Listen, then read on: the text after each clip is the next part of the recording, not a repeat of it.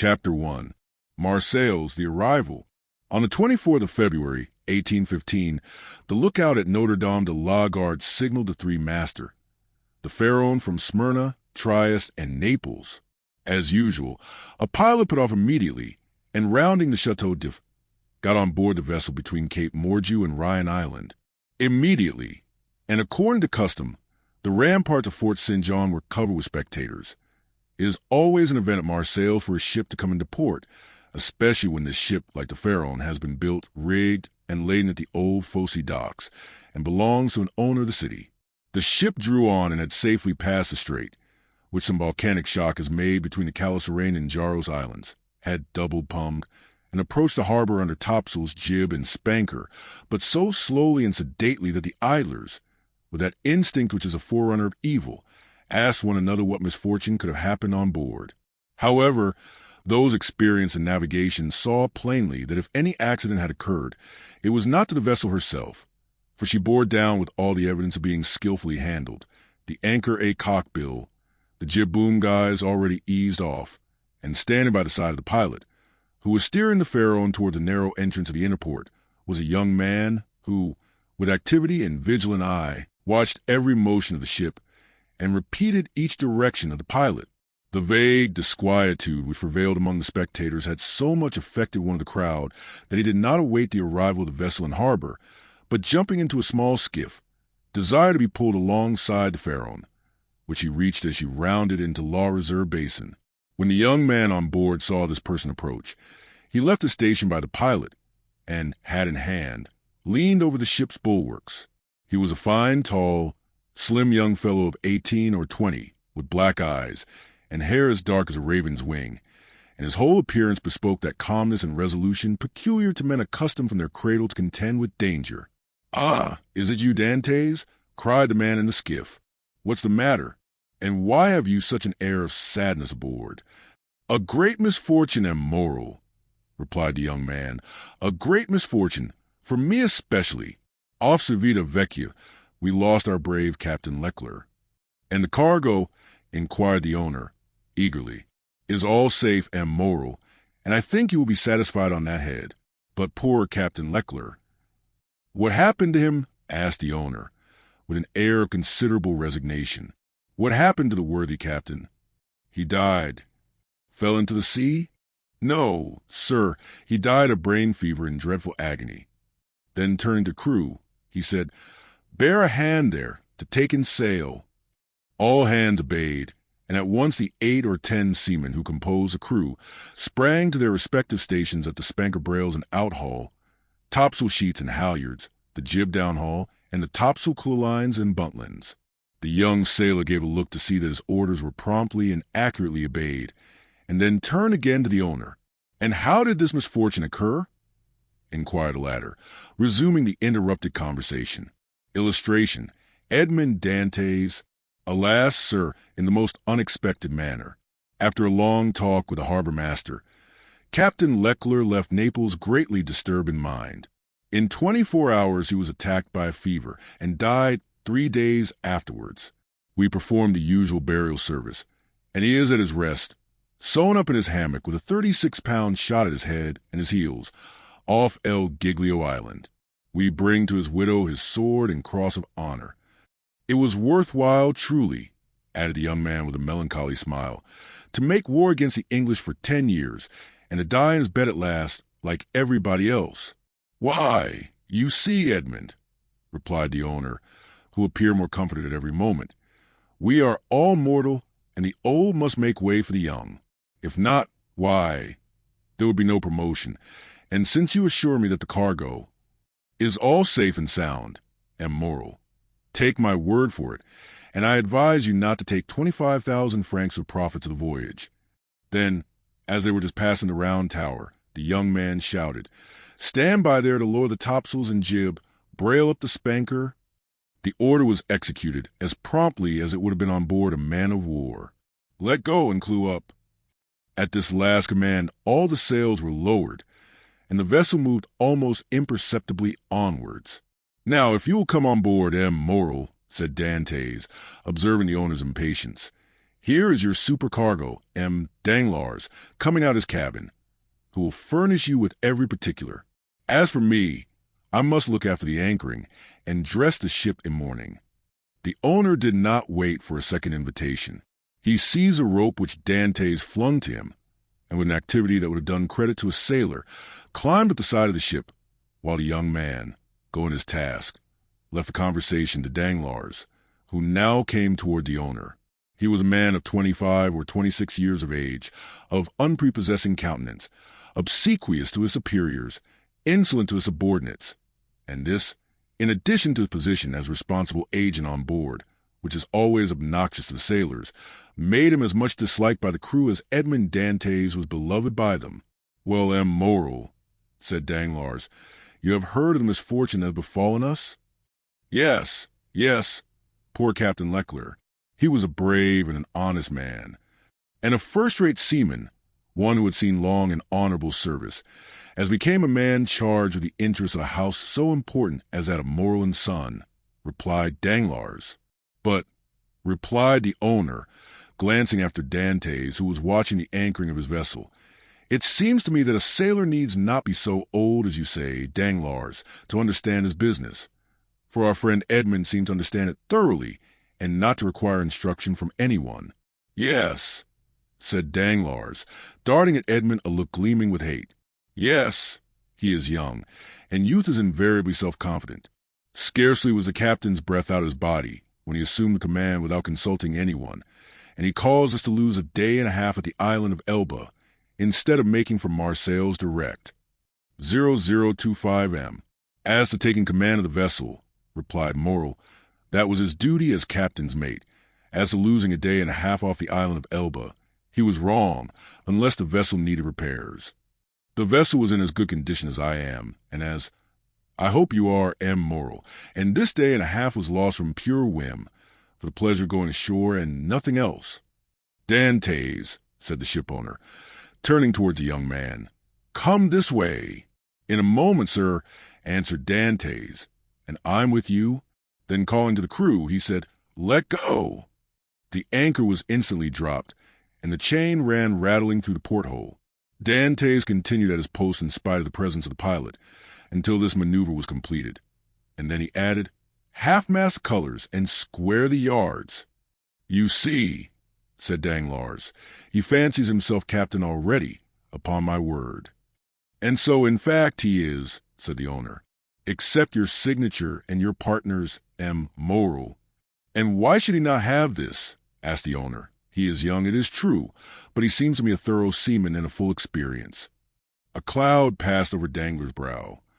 "Your pardon, M. Morrel," said Dantès, approaching. "The vessel now rides at anchor, and I am at your service. You hailed me, I think." Danglars retreated a step or two. "I wish to inquire why you stopped at the island of Elba." "I do not know, sir. It was to fulfill the last instructions of Captain Leclerc, who, when dying, gave me a packet from Marshal Bertrand." "Then did you see him, Edmond?" "Who? The Marshal?" "Yes." Morrel looked around him, and then, drawing Dantès on one side, he said suddenly, "And how is the Emperor?" "Very well, as far as I could judge from the sight of him." "You saw the Emperor, then?" "He entered the Marshal's apartment while I was there." "And you spoke to him?" "Why, it was he who spoke to me, sir," said Dantès with a smile. "And what did he say to you?" "Asked me questions about the vessel, the time she left Marseilles, the course she had taken, and what was her cargo. I believe, if she had not been laden, and I had been her master, he would have bought her. But I told him I was only mate, and that she belonged to the firm of Morrel and Son." "Ah, yes," he said, "I know them. The Morrels have been shipowners from father to son, and there was a Morrel who served in the same regiment with me when I was in garrison at Valence." "Pardieu, and that is true," cried the owner, greatly delighted. "And that was Policar Morrel, my uncle, who was afterwards a captain. Dantès, you must tell my uncle that the Emperor remembered him, and you will see it will bring tears into the old soldier's eyes. Come, continued he, patting Edmond's shoulder kindly, "you did very right, Dantès, to follow Captain Leclerc's instructions, and touch at Elba, Although if it were known that you conveyed a packet to the marshal and had conversed with the emperor, it might bring you into trouble. 0027M. How could that bring me into trouble, sir? Asked Dantès, for I did not even know what I was a bearer, and the emperor merely made such inquiries as he would the first comer. But, pardon me, here are the health officers and the customs inspectors coming alongside. And the young man went to the gangway. As he departed, Danglars approached and said, "Well, it appears that he has given you satisfactory reasons for his landing at Porto-Ferrajo?" "Yes, most satisfactory, my dear Danglars." "Well, so much the better," said the supercargo, "for it is not pleasant to think that a comrade has not done his duty." "Dantès has done his," replied the owner, "and that is not saying much. It was Captain Leclerc who gave orders for this delay. Talking of Captain Leclerc, has not Dantès given you a letter from him?" "To me? No, was there one? I believe that, besides a packet, Captain Leclerc confided a letter to his care." "Of what packet are you speaking, Danglars?" "Why, that which Dantès left at Porto-Ferrajo." "How do you know he had a packet to leave at Porto-Ferrajo?" Danglars turned very red. "I was passing close to the door of the captain's cabin, which was half open, and I saw him give the packet and letter to Dantès. He did not speak to me of it," replied the shipowner, "but if there be any letter, he will give it to me." Danglars reflected for a moment. Then, M. Morrel, "I beg of you," said he, "not to say a word to Dantès on the subject. I may have been mistaken." At this moment the young man returned. Danglars withdrew. "Well, my dear Dantès, are you now free?" inquired the owner. "Yes, sir." "You have not been long detained." "No. I gave the custom-house officers a copy of our bill of lading, and as to the other papers, they sent a man off with the pilot, to whom I gave them." "Then you have nothing more to do here?" "No. Everything is all right now." "Then you can come and dine with me?" "I really must ask you to excuse me, M. Morrel. My first visit is due to my father, though I am not the less grateful for the honor you have done me." 0029M. "Right, Dantès, quite right. I always knew you were a good son." "And," inquired Dantès with some hesitation, "do you know how my father is?" "Well, I believe, my dear Edmond, though I have not seen him lately." "Yes, he likes to keep himself shut up in his little room." "That proves, at least, that he has wanted for nothing during your absence." Dantès smiled. "My father is proud, sir, and if he had not a meal left, I doubt if he would have asked anything from anyone, except from heaven." "Well, then, after this first visit has been made, we shall count on you." "I must again excuse myself, M. Morrel, for after this first visit has been paid, I have another which I am most anxious to pay." "True, Dantès. I forgot that there was at the Catalan someone who expects you no less impatiently than your father, the lovely Mercedes." Dantès blushed. "Aha!" said the shipowner. "I am not in the least surprised, for she has been to me 3 times, inquiring if there were any news of the Pharaon. Peste! Edmond, you have a very handsome mistress." "She is not my mistress," replied the young sailor, gravely. "She is my betrothed." "Sometimes one and the same thing," said Morrel with a smile. "Not with us, sir," replied Dantès. Well, my dear Edmond," continued the owner, "don't let me detain you. You have managed my affairs so well that I ought to allow you all the time you require for your own. Do you want any money?" "No, sir, I have all my pay to take, nearly 3 months' wages." "You are a careful fellow, Edmond. Say I have a poor father, sir." Yes, I know how good a son you are, so now hasten away to see your father. I have a son, too, and I should be very wroth with those who detained him from me after a 3 months' voyage." "Then I have your leave, sir?" "Yes, if you have nothing more to say to me." "Nothing. Captain Leclerc did not, before he died, give you a letter for me?" "He was unable to write, sir. But that reminds me that I must ask your leave of absence for some days." "To get married?" "Yes, first, and then to go to Paris." "Very good. Have what time you require. Dantès, It will take quite 6 weeks to unload the cargo, and we cannot get you ready for sea until 3 months after that. Only be back again in 3 months, for the Pharaon," added the owner, patting the young sailor on the back, "cannot sail without her captain." "Without her captain," cried Dantès, his eyes sparkling with animation. "Pray mind what you say, for you are touching on the most secret wishes of my heart. Is it really your intention to make me captain of the Pharaon? If I were sole owner, we'd shake hands on it now, my dear Dantès, and call it settled. But I have a partner, and you know the Italian proverb, chi ha compagno ha padrone. He who has a partner has a master. But the thing is at least half done, as you have 1 out of 2 votes. Rely on me to procure you the other. I will do my best."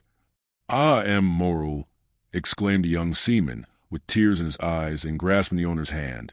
"M. Moral, I thank you in the name of my father and a Mercedes." "That's all right, Edmond. There's a providence that watches over deserving. Go to your father, go and see Mercedes, and afterwards come to me. Shall I row you ashore?" "No, thank you. I shall remain and look over the accounts with Danglars. Have you been satisfied with him this voyage?" "That is according to the sense you attach to the question, sir. Do you mean, is he a good comrade?" "No, for I think he never liked me since the day when I was silly enough, after a little quarrel we had, to propose to him to stop for 10 minutes at the island of Monte Cristo to settle the dispute, a proposition which I was wrong to suggest, and he quite right to refuse. If you mean as responsible agent when you ask me the question, I believe there is nothing to say against him, and that you will be content with the way in which he has performed his duty. But tell me, Dantès, if you're at command of the Pharaon, should you be glad to see Danglars remain? Captain or mate, M. Moral, I shall always have the greatest respect for those who possess the owner's confidence." That's right, Dantès. I see you are a thoroughly good fellow, and will detain you no longer. Go, for I see how impatient you are. Then I have leave? Go, I tell you. May I have the use of your skiff? Certainly. Then, for the present, M. Moral, farewell and 1,000 thanks. I hope soon to see you again, my dear Edmond. Good luck to you." The young sailor jumped into the skiff and sat down in the stern sheets, with the order that he be put ashore at La Cannebière.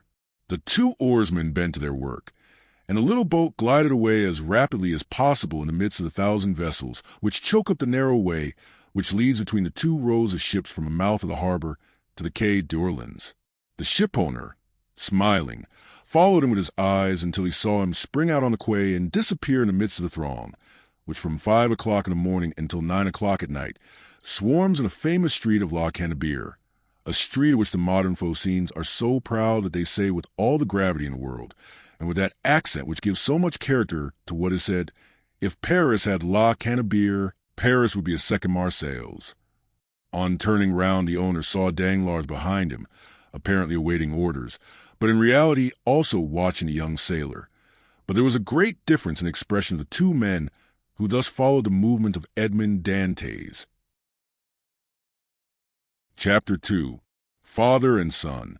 We will leave Danglars struggling with the demon of hatred, and endeavoring to insinuate in the ear of the shipowner some evil suspicions against his comrade, and follow Dantès, who, after having traversed La Cannebière, took the Rue de Noailles, and entering a small house, on the left of the Allées de Mailhan, rapidly ascended 4 flights of a dark staircase, holding the baluster with one hand, while with the other he repressed the beatings of his heart, and paused before a half-opened door, from which he could see the whole of a small room.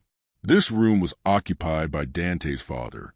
The news of the arrival of the Pharaon had not yet reached the old man, who, mounted on a chair, was amusing himself by training with trembling hand the nasturtiums and sprays of clematis that clambered over the trellis at his window.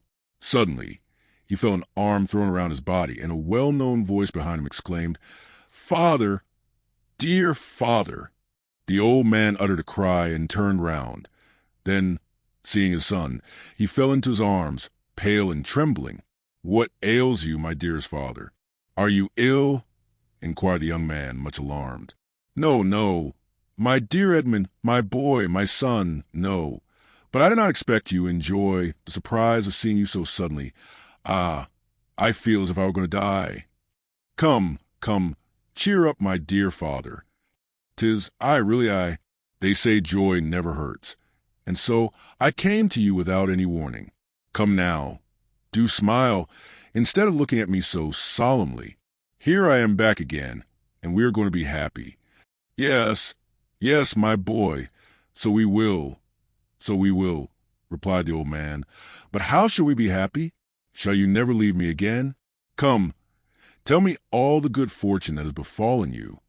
God forgive me, said the young man, for rejoicing at happiness derived from the misery of others, but heaven knows I did not seek this good fortune. It has happened, and I really cannot pretend to lament it. The good Captain Leckler is dead, father, and it is probable that, with the aid of M. Morrel, I shall have his place. Do you understand, father?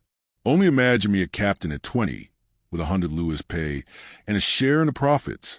Is this not more than a poor sailor like me could hope for? Yes, my dear boy, replied the old man. It is very fortunate. Well, then, with the first money I touch, I mean you to have a small house, with a garden in which to plant clematis, nasturtiums, and honeysuckle. But what ails you, father? Are you not well? 'Tis nothing. It will soon pass away.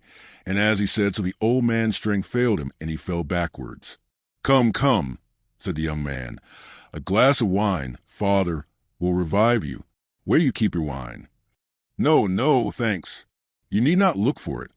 I do not want it, said the old man. Yes, father, tell me where it is. And he opened 2 or 3 cupboards. It is no use, said the old man. There is no wine. What? No wine, said Dantès, turning pale, and looking alternately at the hollow cheeks of the old man and the empty cupboards. What? No wine? Have you wanted money, father? I want nothing now that I have you, said the old man. Yet, stammered Dantès, wiping the perspiration from his brow, yet I gave you 200 francs when I left 3 months ago. Yes, Edmond, that is true, but you forgot at that time a little debt to our neighbor, Catterus. He reminded me of it, telling me if I did not pay for you, he would be paid by M. Morrel, and so, you see, lest he might do you an injury. Well, why, I paid him. But, cried Dantès, it was 140 francs I owed Catterus. Yes, stammered the old man. And you paid him out of the 200 francs I left you? The old man nodded. So that you have lived for 3 months on 60 francs, muttered Edmond. You know how little I require, said the old man. Heaven pardon me, cried Edmond, falling on his knees before his father. What are you doing? You have wounded me to the heart. Never mind it, for I see you once more, said the old man, and now it's all over. Everything is all right again. 0035M. Yes, here I am, said the young man, with a promising future and a little money. Here, father, here, he said. Take this, take it, and send for something immediately. And he emptied his pockets on the table, the contents consisting of a dozen gold pieces, 5 or 6 5-franc pieces, and some smaller coin. The countenance of old Dantès brightened. Whom does this belong to? He inquired. To me, to you, to us. Take it, buy some provisions, be happy, and tomorrow we shall have more. Gently, said the old man with a smile, and by your leave I will use your purse moderately, for they would say, if they saw me buy too many things at a time, that I have been obliged to await your return in order to be able to purchase them. Do as you please, but first of all, pray have a servant, father. I will not have you left alone so long. I have some smuggled coffee and most capital tobacco in a small chest in the hold, which you shall have tomorrow. But, hush, here comes somebody. 'Tis Catterus, who has heard of your arrival, and no doubt comes to congratulate you on your fortunate return. Ah, lips that say one thing, while the heart thinks another, murmured Edmond. But never mind, he is a neighbor who has done us a service on a time, so he's welcome. As Edmond paused, the black and bearded head of Catterus appeared at the door. He was a man of 25 or 6, and held a piece of cloth, which, being a tailor, he was about to make into a coat lining. What, is it you, Edmond, back again? Said he, with a broad Marseillaise accent, and a grin that displayed his ivory white teeth. Yes, As you see, neighbor Catarus, and ready to be agreeable to you in any and every way, replied Dantès, but ill concealing his coldness under this cloak of civility. Thanks, but fortunately, I do not want for anything, and it chances that at times there are others who have need of me. Dantès made a gesture. I do not allude to you, my boy. No, I lent you money and you returned it. That's like good neighbors, and we are quits. We are never quits with those who oblige us, was Dantès' reply. For when we do not owe them money, we owe them gratitude. What's the use of mentioning that? What is done. Let us talk of your happy return. My boy, I had gone on the quay to match a piece of mulberry cloth, when I met friend Danglars. You at Marseilles? Yes, says he. I thought you were at Smyrna. I was, but am now back again. And where's the dear boy, our little Edmond? Why, with his father, no doubt, replied Danglars. And so I came, added Catarus, as fast as I could have the pleasure of shaking hands with friend. 0037M. Worthy Catarus, said the old man, he is so much attached to us. Yes, to be sure I am. I love and esteem you, because honest folks are so rare. But it seems you've come back rich, my boy, continued the tailor, looking askance at a handful of gold and silver which Dantès had thrown on the table. The young man remarked the greedy glance which shone in the dark eyes of his neighbor. He said negligently, this money is not mine. I was expressing to my father my fears that he had wanted many things in my absence, and to convince me he emptied his purse on the table. Come, father, added Dantès, put this money back in your box, unless neighbor Catarus wants anything, and in that case it is at his service. No, my boy, no, said Catarus. I am not in any want. Thank God, my living is suited to my means. Keep your money. Keep it, I say. One never has too much. But at the same time, my boy, I am as much obliged by your offer as if I took advantage of it. It was offered with good will, said Dantès. No doubt, my boy, no doubt. Well, you stand well with M. Moral, I hear. You insinuating dog, you. Moral has always been exceedingly kind to me, replied Dantès.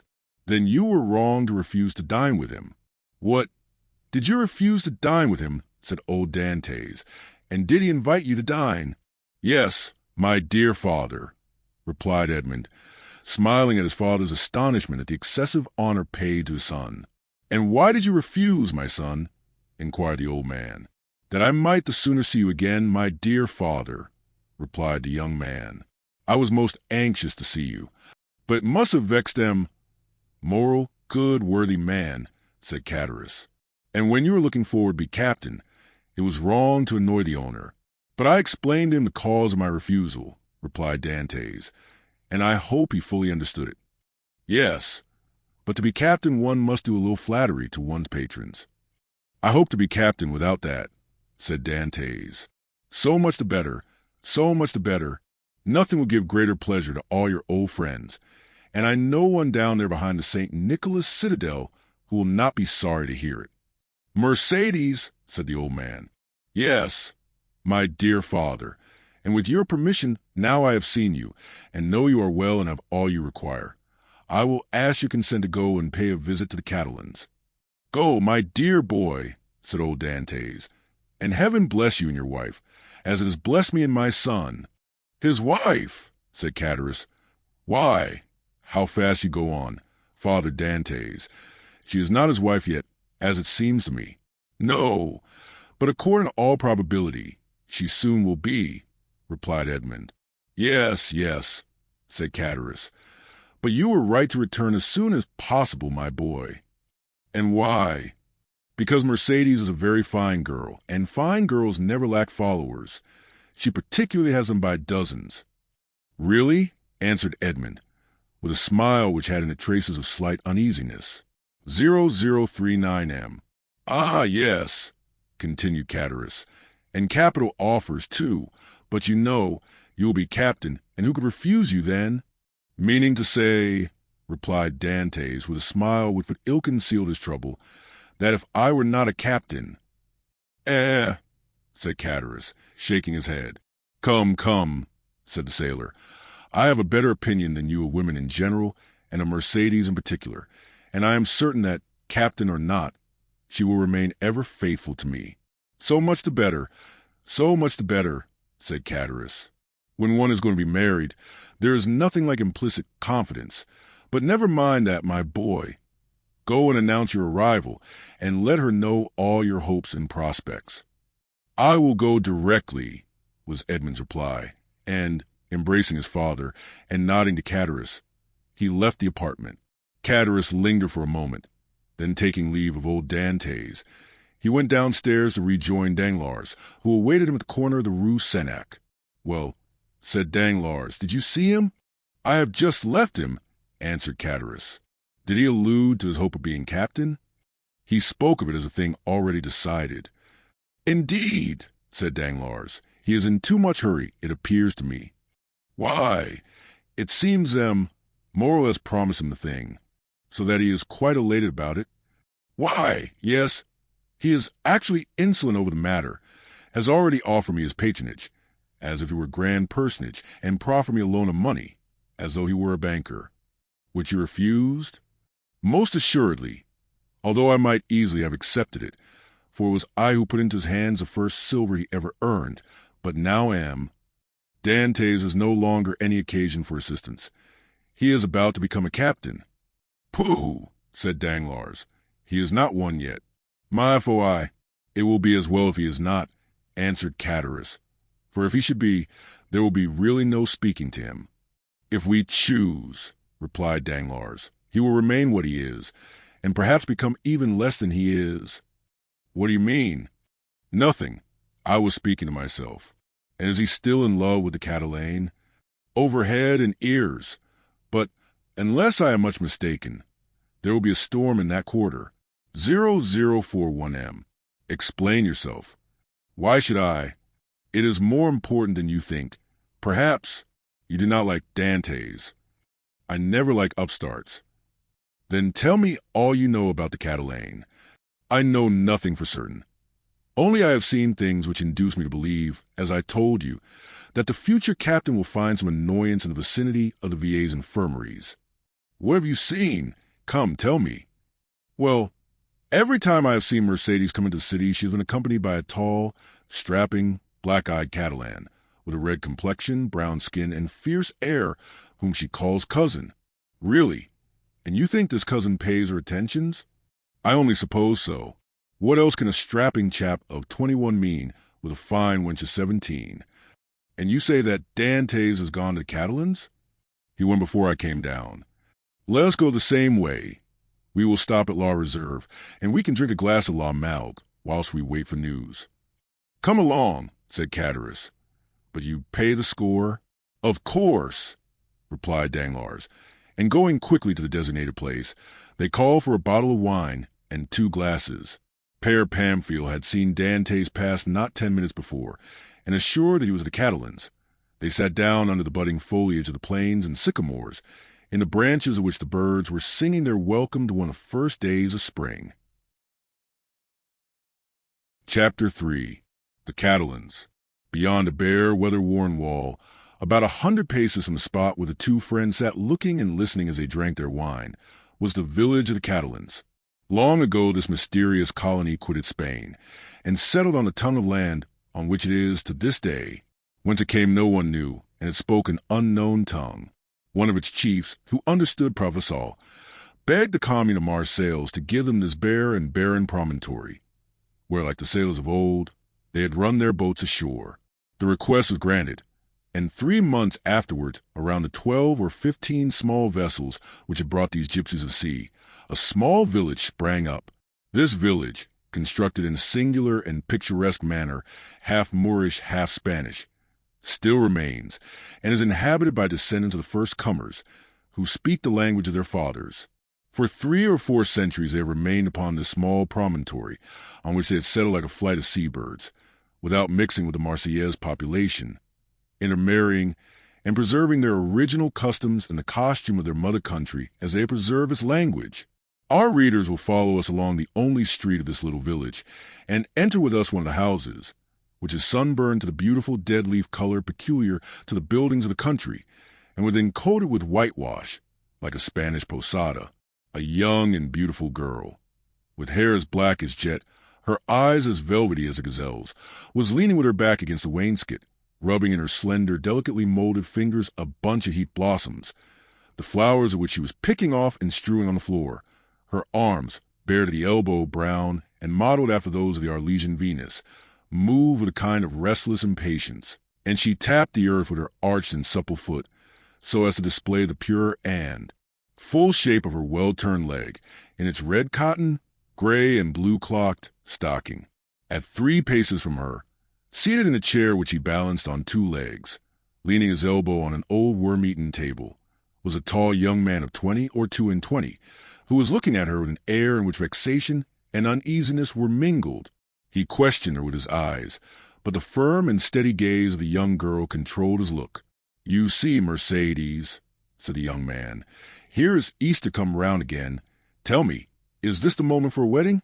I have answered you 100 times, Fernand, and really you must be very stupid to ask me again." "Well, repeat it, I beg of you, that I may at last believe it.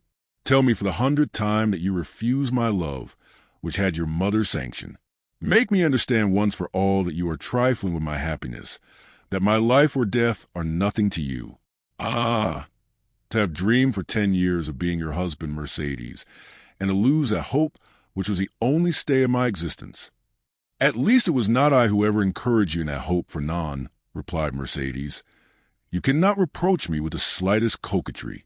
I have always said to you, I love you as a brother, but do not ask from me more than sisterly affection, for my heart is another's.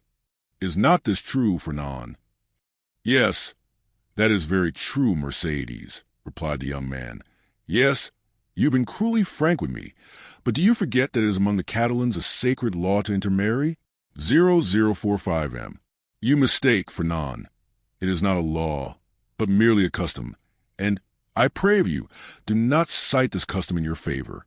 You are included in the conscription, Fernand, and are only at liberty on sufferance, liable at any moment to be called upon to take up arms. Once a soldier, what would you do with me, a poor orphan, forlorn, without fortune, with nothing but a half-ruined hut and a few ragged nets, the miserable inheritance left by my father to my mother and by my mother to me? She has been dead a year. And you know, Fernand, I have subsisted almost entirely on public charity. Sometimes you pretend I am useful to you, and that is an excuse to share with me the produce of your fishing, and I accept it, Fernand, because you're the son of my father's brother, because we were brought up together, and still more because it would give you so much pain if I refuse. But I feel very deeply that this fish which I go and sell, and with the produce of which I buy the flax I spin, I feel very keenly, Fernand, that this is charity. And if it were Mercedes, poor and lone as you are, you suit me as well as the daughter of the first shipowner or the richest banker of Marseilles. What do such as we desire but a good wife and careful housekeeper? And where can I look for these better than in you?" "Fernand," answered Mercedes, shaking her head, "a woman becomes a bad manager, and who shall say she will remain an honest woman when she loves another man better than her husband? Rest content with my friendship, for I say once more that is all I can promise, and I will promise no more than I can bestow." "I understand," replied Fernand. "You can endure your own wretchedness patiently, but you are afraid to share mine. Well, Mercedes, beloved by you, I would tempt fortune. You would bring me good luck, and I should become rich. I could extend my occupation as a fisherman, might get a place as clerk in a warehouse, and become in time a dealer myself. You could do no such thing, Fernand. You are a soldier, and if you remain at the Catalans, it is because there is no war. So remain a fisherman, and contented with my friendship, as I cannot give you more." "Well, I will do better, Mercedes. I will be a sailor. Instead of the costume of our fathers, which you despise, I will wear a varnished hat, a striped shirt, and a blue jacket, with an anchor on the buttons. Would not that dress please you?" "What do you mean?" asked Mercedes, with an angry glance. "What do you mean? I did not understand you." "I mean, Mercedes, that you are thus harsh and cruel with me, because you are expecting someone who is thus attired, but perhaps he whom you await is inconstant, or if he is not, the sea is so to him." "Fernand," cried Mercedes. "I believed you were good-hearted, and I was mistaken. Fernand, you are wicked to call to your aid jealousy and the anger of God. Yes, I will not deny it. I do await, and I do love him of whom you speak. And if he does not return, instead of accusing him of the inconstancy which you insinuate, I will tell you that he died loving me and me only." The young girl made a gesture of rage. "I understand you, Fernand. You would be revenged on him because I do not love you. You would cross your Catalan knife with his dirk. What end would that answer? To lose you my friendship if you were conquered, and see that friendship change into hate if you were victor. Believe me, to seek a quarrel with a man is a bad method of pleasing the woman who loves that man. No, Fernand, you will not thus give way to evil thoughts. Unable to have me for your wife, you will content yourself with having me for your friend and sister. And besides," she added, her eyes troubled and moistened with tears, Wait, Fernand. You said just now that the sea was treacherous and has been gone 4 months, and during these 4 months there have been some terrible storms." Fernand made no reply, nor did he attempt to check the tears which flowed down the cheeks of Mercedes, although for each of these tears he would have shed his heart's blood, but these tears flowed for another. He arose, paced a while up and down the hut, and then, suddenly stopping before Mercedes, with his eyes glowing, his hands clenched, "Say, Mercedes," he said, "once for all, is this your final determination?" "I love Edmond Dantès," the young girl calmly replied, "and none but Edmond shall ever be my husband." "And you will always love him?" "As long as I live." Fernand let fall his head like a defeated man, heaved a sigh that was like a groan, and then suddenly looking her full in the face, with clenched teeth and expanded nostrils, said, "But if he is dead?" "If he is dead, I shall die too. If he has forgotten you." "Mercedes!" called a joyous voice from without. "Mercedes!" "Ah!"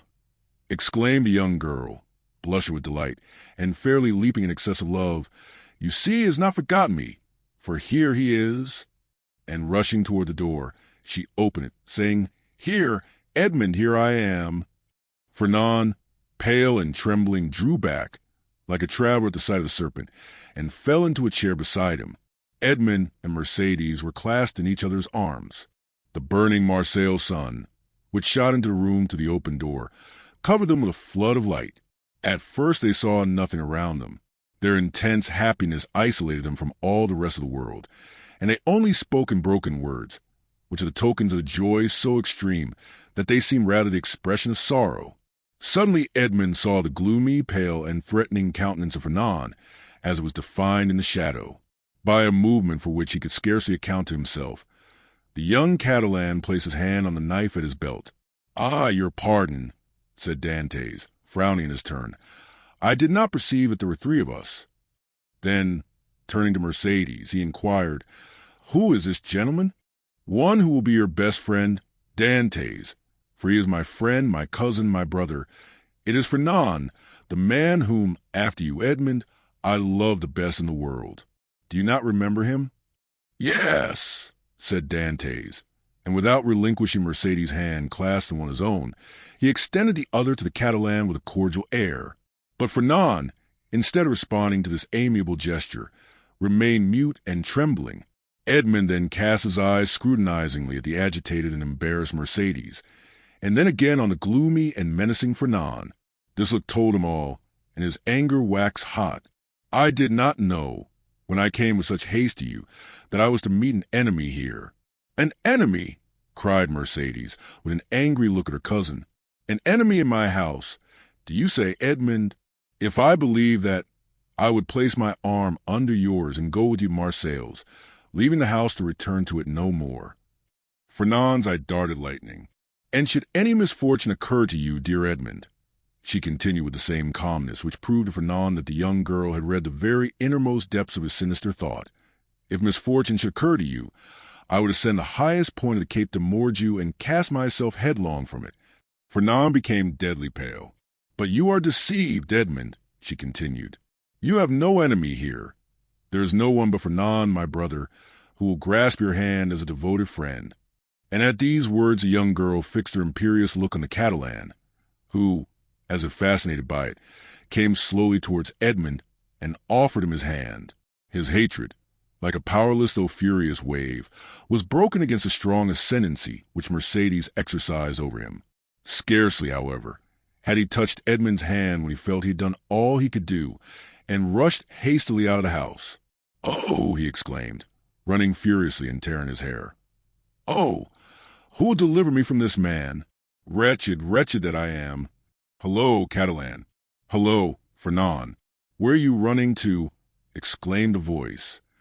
The young man stopped suddenly, looked around him, and perceived Catarus sitting at table with Danglars under an arbor.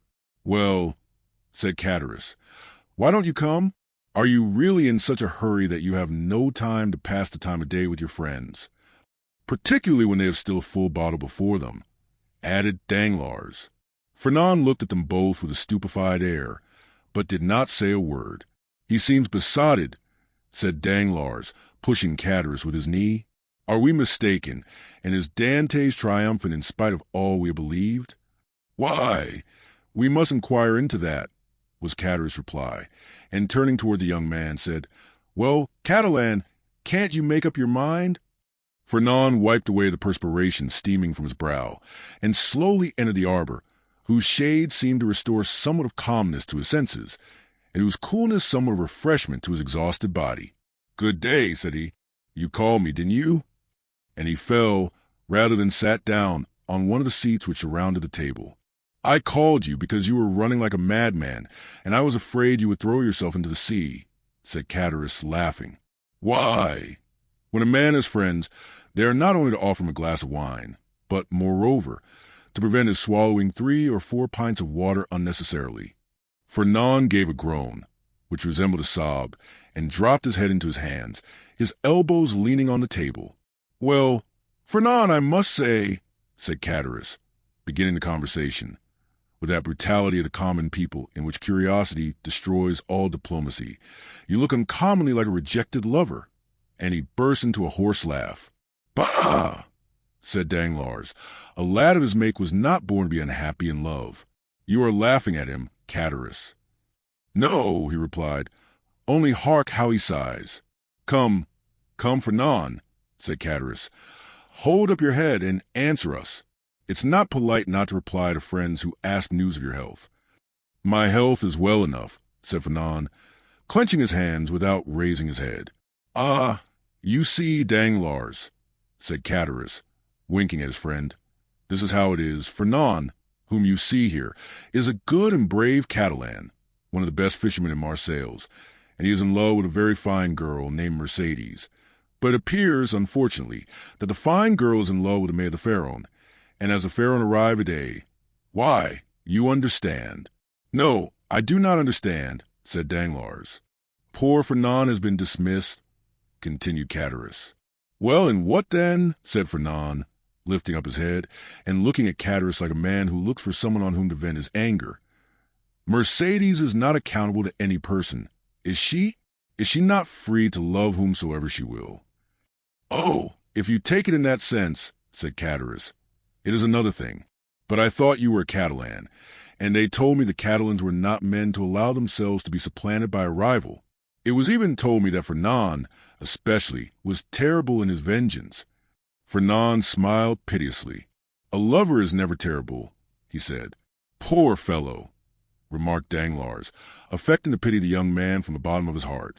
"Why, you see, he did not expect to see Dantès return so suddenly. He thought he was dead, perhaps, or perchance faithless. These things always come on us more severely when they come suddenly." "Ah, under any circumstances," said Catarus, who drank as he spoke, and on whom the fumes of the wine began to take effect. "Under any circumstances, Fernand is not the only person put out by the fortunate arrival of Dantès. Is he, Danglars?" "No, you are right, and I should say that would bring him ill luck." "Well, never mind," answered Catarus, pouring out a glass of wine for Fernand, and filling his own for the 8th or 9th time, while Danglars had merely sipped his. "Never mind. In the meantime he marries Mercedes, the lovely Mercedes. At least he returns to do that." During this time Danglars fixed his piercing glance on the young man, on whose heart Catarus' words fell like molten lead, "And when is the wedding to be?" he asked. "Oh, it is not yet fixed," murmured Fernand. "No, but it will be," said Chatteris, "as surely as Dantès will be captain of the Pharaonet Danglars." Danglars shuddered at this unexpected attack, and turned to Chatteris, whose countenance he scrutinized, to try and detect whether the blow was premeditated, but he read nothing but envy in a countenance already rendered brutal and stupid by drunkenness. "Well," said he, filling the glasses, "let us drink to Captain Edmond Dantès, husband of the beautiful Catalane." Chatteris raised his glass to his mouth with unsteady hand, and swallowed the contents at a gulp. Fernand dashed us on the ground. Stammered Chatteris. "What do I see down there by the wall, in the direction of the Catalans? Look, Fernand, your eyes are better than mine. I believe I see double. You know wine is a deceiver, but I should say it was two lovers walking side by side and hand in hand. Heaven forgive me, they do not know that we can see them, and they are actually embracing." Danglars did not lose one pang that Fernand endured. "Do you know them, Fernand?" he said. "Yes," was the reply in a low voice. "It is Edmond and Mercedes." "Ah, see there now," said Chatteris, "and I did not recognize them. Hello, Dantès. Hello, lovely damsel. Come this way, and let us know when the wedding is to be, for Fernand here is so obstinate he will not tell us." "Hold your tongue, will you?" said Danglars, pretending to restrain Chatteris, who, with the tenacity of drunkards, leaned out of the arbor. "Try to stand upright, and let the lovers make love without interruption. See, look at Fernand, and follow his example. He is well behaved. 0051M. Fernand, probably excited beyond bearing, pricked by Danglars, as the bull is by the banderilleros, was about to rush out, for he had risen from his seat and seemed to be collecting himself to dash headlong upon his rival, when Mercedes, smiling and graceful, lifted up her lovely head and looked at them with her clear and bright eyes. At this Fernand recollected her threat of dying if Edmond died, and dropped again heavily on his seat. Danglars looked at the two men, one after the other, the one brutalized by liquor, the other overwhelmed with love. "I shall get nothing from these fools," he muttered, "and I am very much afraid of being here between a drunkard and a coward. Here's an envious fellow making himself boozy on wine, when he ought to be nursing his wrath. And here's a fool who sees a woman he loves stolen from under his nose and takes on like a big baby.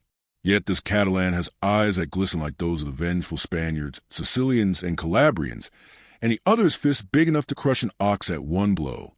Unquestionably, Edmund stars in the ascendant, and he will marry the splendid girl. He will be captain, too, and laugh at us all unless—" A sinister smile passed over Danglars' lips.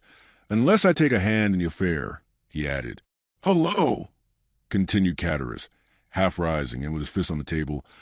"Hullo, Edmond! Do you not see your friends, or are you too proud to speak to them?" "No, my dear fellow," replied Dantès, "I am not proud, but I am happy, and happiness blinds, I think, more than pride." "Ah, very well, that's an explanation," said Chatteris. "How you do, Madame Dantès?" Mercedes courtesied gravely and said, "That is not my name, and in my country it bodes ill fortune, they say, to call a young girl by the name of her betrothed before he becomes her husband. So call me Mercedes, if you please." "We must excuse our worthy neighbor, Chatteris," said Dantès. "He is so easily mistaken." "So then, the wedding is to take place immediately, Dantès," said Danglars, bowing to the young couple. "As soon as possible, Danglars. Today all preliminaries will be arranged at my father's, and tomorrow, or next day at latest, the wedding festival here at La Reserve. My friends will be there, I hope. That is to say, you are invited, Danglars, and you, Chatteris." "And Fernand," said Chatteris with a chuckle. "Fernand, too, is invited." "My wife's brother is my brother," said Edmond, "and we, Mercedes and I, should be very sorry if we were absent at such a time." Fernand opened his mouth to reply, but his voice died on his lips, and he could not utter a word. "Today the preliminaries, tomorrow or next day the ceremony. You are in a hurry, Captain." "Danglars," said Edmond, smiling, "I will say to you as Mercedes said just now to Chatteris, do not give me a title which does not belong to me. That may bring me bad luck." Your pardon, replied Danglars. I merely said you seem in a hurry, and we have lots of time. The Pharaoh cannot be underway again in less than 3 months. We are always in a hurry to be happy, Danglars. For when we have suffered a long time, we have great difficulty in believing in good fortune. But it is not selfishness alone that makes me thus in haste. I must go to Paris. Ah, really? To Paris? And will it be the first time you have ever been there, Dantès? Yes. Have you business there? Not of my own. The last commission of poor Captain Leclerc. You know to what I allude, Danglars. It is sacred. Besides, I shall only take the time to go and return. Yes, I understand, said Danglars, and then in a low tone he added, to Paris, no doubt to deliver the letter which the Grand Marshal gave him. Ah, this letter gives me an idea, a capital idea. Ah, Dantès, my friend, you are not yet registered number 1 on board the good ship Pharaon. Then turning towards Edmond, who was walking away, a pleasant journey, he cried. Thank you, said Edmond with a friendly nod, and the 2 lovers continued on their way, as calm and joyous as if they were the very elect of heaven. Chapter 4. Conspiracy. Danglars followed Edmond and Mercédès with his eyes until the 2 lovers disappeared behind one of the angles of Fort St. Nicholas. Then, turning round, he perceived Fernand, who had fallen, pale and trembling, into his chair, while Cadaris stammered out the words of a drinking song. Well, my dear sir, said Danglars to Fernand, here is a marriage which does not appear to make everybody happy. It drives me to despair, said Fernand. Do you then love Mercédès? I adore her. For as long as I have known her, always. And you sit there, tearing your hair, instead of seeking to remedy your condition. I did not think that was the way of your people. What would you have me do? Said Fernand. How do I know? Is it my affair? I am not in love with Mademoiselle Mercédès. But for you, in the words of the gospel, seek, and you shall find. I found already. What? I would stab the man, but the woman told me that if any misfortune happened to her betrothed, she would kill herself. Pooh! Women say those things, but never do them.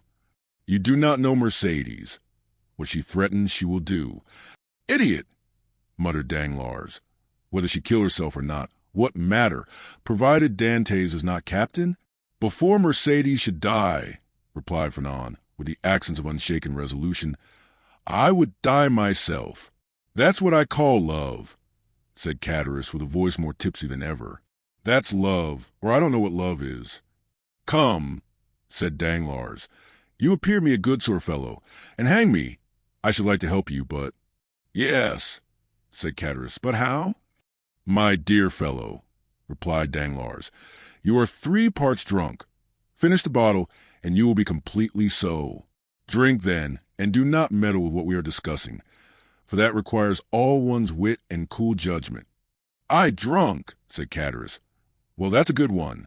I could drink for more such bottles. They are no bigger than cologne flasks. Père Pamphile, more wine. And Cadaris rattled his glass upon the table.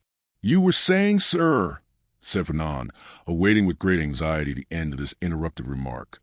What was I saying? I forget. This drunken Cadaris has made me lose the thread of my sentence. Drunk, if you like. So much the worse for those who fear wine, for it is because they have bad thoughts which they are afraid the liquor will extract from their hearts. And Cadaris began to sing the 2 last lines of a song very popular at the time. Two less méchants sans buveurs d'eau. C'est bien prouvé par le déluge. 1. You said, sir, you would like to help me, but— Yes, but I added, to help you would be sufficient that Dantès did not marry her you love. And the marriage may easily be thwarted, methinks, and yet Dantès need not die. Death alone can separate them, remarked Fernand. You talk like a noodle, my friend, said Cadaris. And here is Danglars, who is a wide-awake, clever, deep fellow, who will prove to you that you are wrong. Prove it, Danglars. I have answer for you. Say there is no need why Dantès should die. It would, indeed, be a pity he should. Dantès is a good fellow. I like Dantès. Dantès, your health. Fernand rose impatiently. Let him run on, said Danglars, restraining the young man.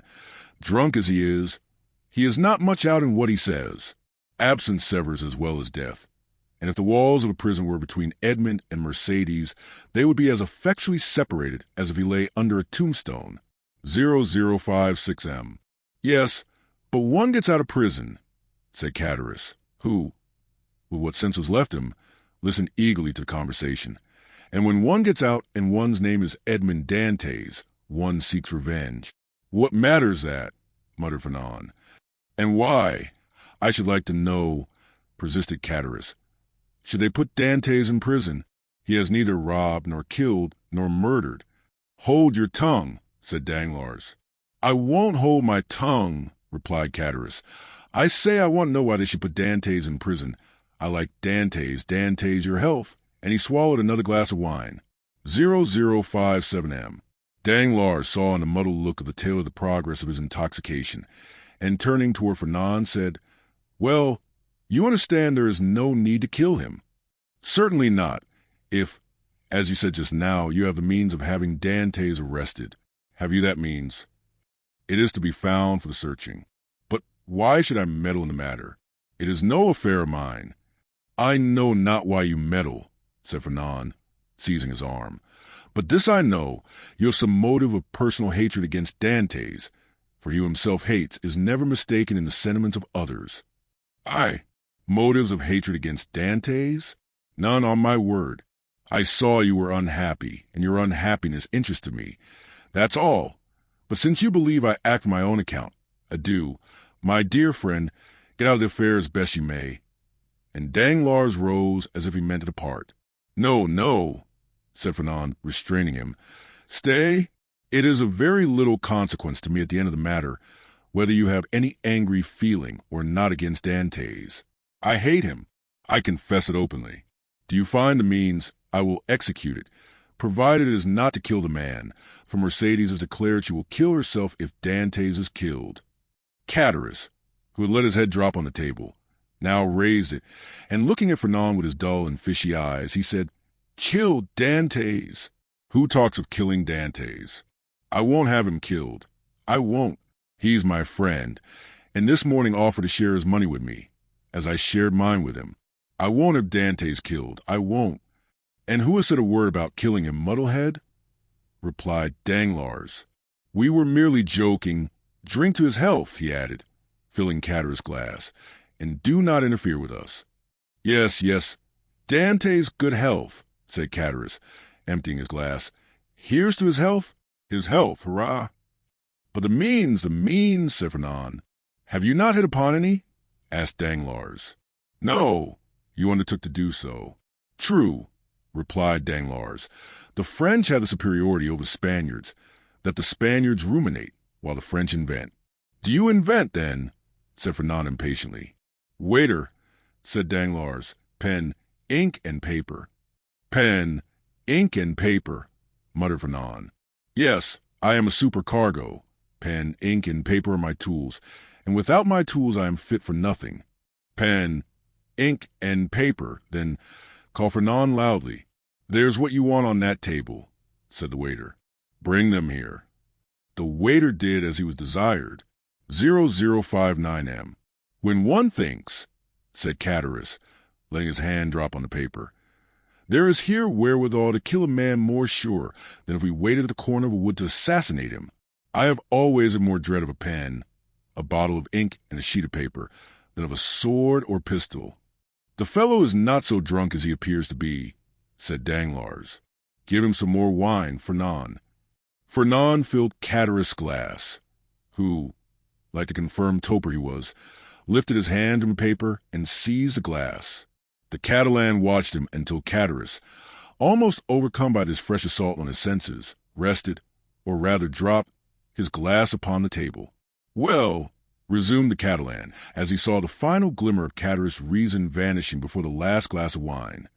Well, then I should say, for instance, resumed Danglars, that if after a voyage such as Dantès has just made, in which he touched the island of Elba, someone would denounce him to the king's procure as a Bonapartist agent. I will denounce him, exclaimed the young man hastily. Yes, but they will make you then sign your declaration and confront you with him you have denounced. I will supply you with the means of supporting your accusation, for I know the fact well. But Dantès cannot remain forever in prison, and one day or other he will leave it.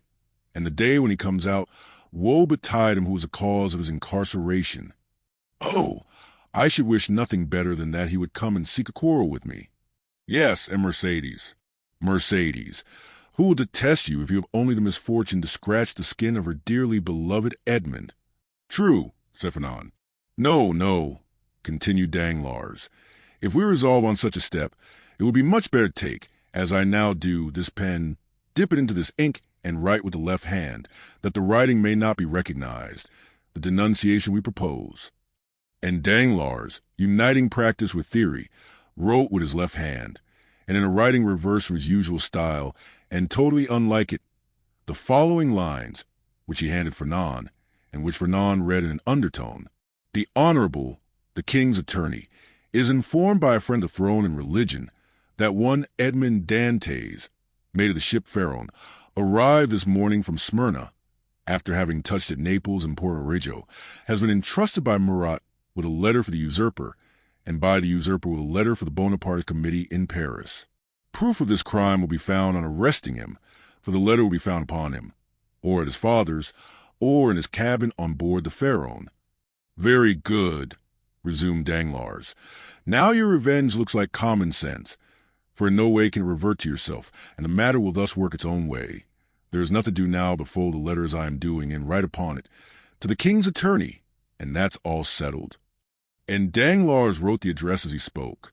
Yes, and that's all settled, exclaimed Chatteris, who, by a last effort of intellect, had followed the reading of the letter and instinctively comprehended all the misery which such a denunciation must entail. Yes, and that's all settled. Only it will be an infamous shame.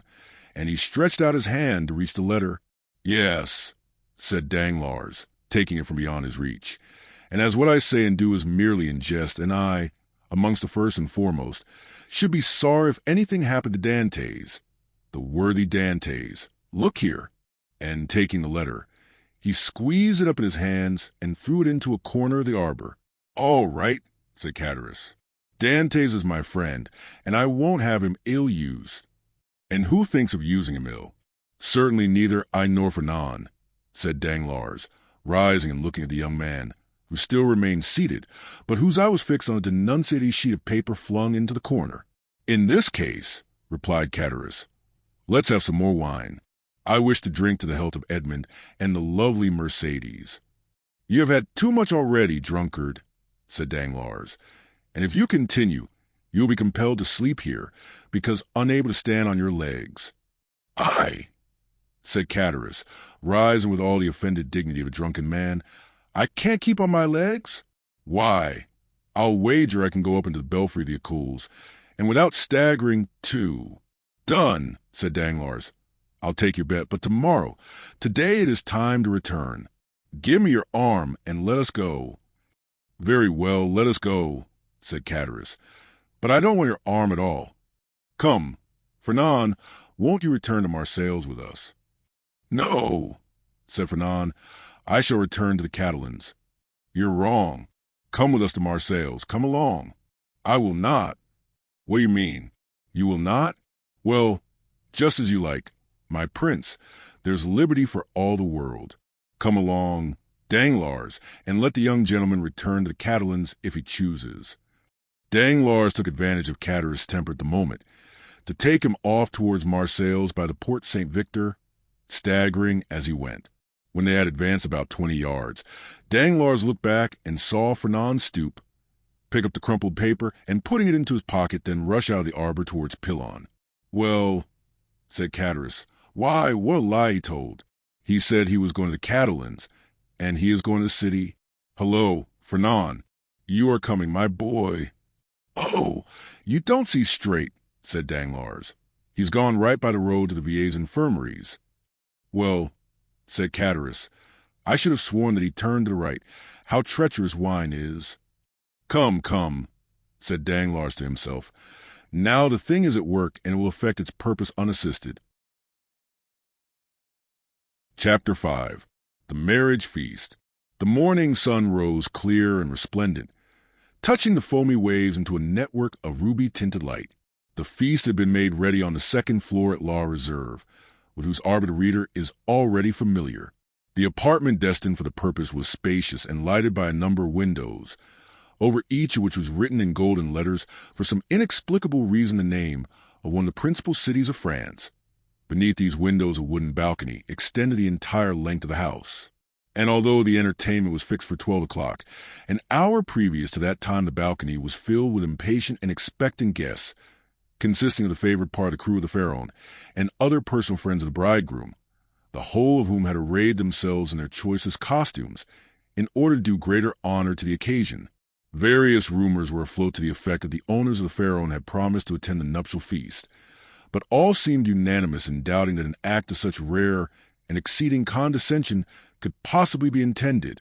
Danglars, however, who now made his appearance, accompanied by Cataris, effectually confirmed the report, stating that he had recently conversed with M. Morel, who had himself assured him of his intention to dine at La Reserve. In fact, a moment later M. Morel appeared and was saluted with an enthusiastic burst of applause from the crew of the Pharaon, who hailed the visit of the shipowner as a sure indication that the man whose wedding feast he thus delighted to honor would ere long be first in command of the ship. And as Dantès was universally beloved on board his vessel, the sailors put no restraint on their tumultuous joy at finding that the opinion and choice of their superiors so exactly coincided with their own. With the entrance of M. Morel, Danglars and Cataris were dispatched in search of the bridegroom to convey to him the intelligence of the arrival of the important personage whose coming had created such a lively sensation, and to beseech him to make haste. Danglars and Cataris set off upon their errand at full speed, but ere they had gone many steps, they perceived a group advancing towards them, composed of a betrothed pair, a party of young girls in attendance on the bride, by whose side walked Dantès' father, the whole brought up by Fernand, whose lips wore their usual sinister smile. Neither Mercédès nor Edmond observed the strange expression of his countenance. They were so happy that they were conscious only of the sunshine and the presence of each other. Having acquitted themselves of their errand, and exchanged a hearty shake of the hand with Edmond, Danglars and Cataris took their places beside Fernand and old Dantès, the latter of whom attracted universal notice. The old man was attired in a suit of glistening watered silk, trimmed with steel buttons, beautifully cut and polished. His thin but wiry legs were arrayed in a pair of richly embroidered clock stockings, evidently of English manufacture, while from his three-corner hat depended a long, streaming knot of white and blue ribbons. Thus he came along, supporting himself on a curiously carved stick, his aged countenance lit up with happiness, looking for all the world like one of the aged dandies of 1796, parading the newly opened gardens of the Luxembourg and Tuileries. Beside him glided Cataris, whose desire to partake of the good things provided for the wedding party had induced him to become reconciled to the Dantès, father and son, although there still lingered in his mind a faint and imperfect recollection of the events of the preceding night, just as the brain retains on waking in the morning the dim and misty outline of a dream. 0065 M. As Danglars approached the disappointed lover, he cast on him a look of deep meaning, while Fernand, as he slowly paced behind the happy pair, who seemed, in their own unmixed content, to have entirely forgotten that such a being as himself existed, was pale and abstracted. Occasionally, however, a deep flush would overspread his countenance, and a nervous contraction distort his features, while, with an agitated and restless gaze, he would glance in the direction of Marseilles, like one who either anticipated or foresaw some great and important event. Dantès himself was simply, but becomingly, clad in the dress peculiar to the merchant service, a costume somewhat between a military and a civil garb, and with his fine countenance, radiant with joy and happiness, a more perfect specimen of manly beauty could scarcely be imagined. Lovely as the Greek girls of Cyprus or Chios, Mercédès boasted the same bright flashing eyes of jet and ripe, round, coral lips. She moved with delight, free step of an Arlesian or an Andalusian. One more practice in the arts of great cities would have hid her blushes beneath a veil, or at least have cast down her thickly fringed lashes so as to conceal the liquid luster of her animated eyes. But, on the contrary, the delighted girl looked around her with a smile that seemed to say, "If you are my friends, rejoice with me, for I am very happy." As soon as the bridal party came in sight of La Reserve, M. Moral descended and came forth to meet it, followed by the soldiers and sailors there assembled, to whom he had repeated the promise already given, that Dantès should be the successor to late Captain Leckler. Edmond, at the approach of his patron, respectfully placed the arm of his affianced bride within that of M. Morrel, who, forthwith conducting her up the flight of wooden steps leading to the chamber in which the feast was prepared, was gaily followed by the guests, beneath whose heavy tread the slight structure creaked and groaned for space of several minutes. "Father," said Mercédès, stopping when she had reached the center of the table, "sit, I pray you, on my right hand.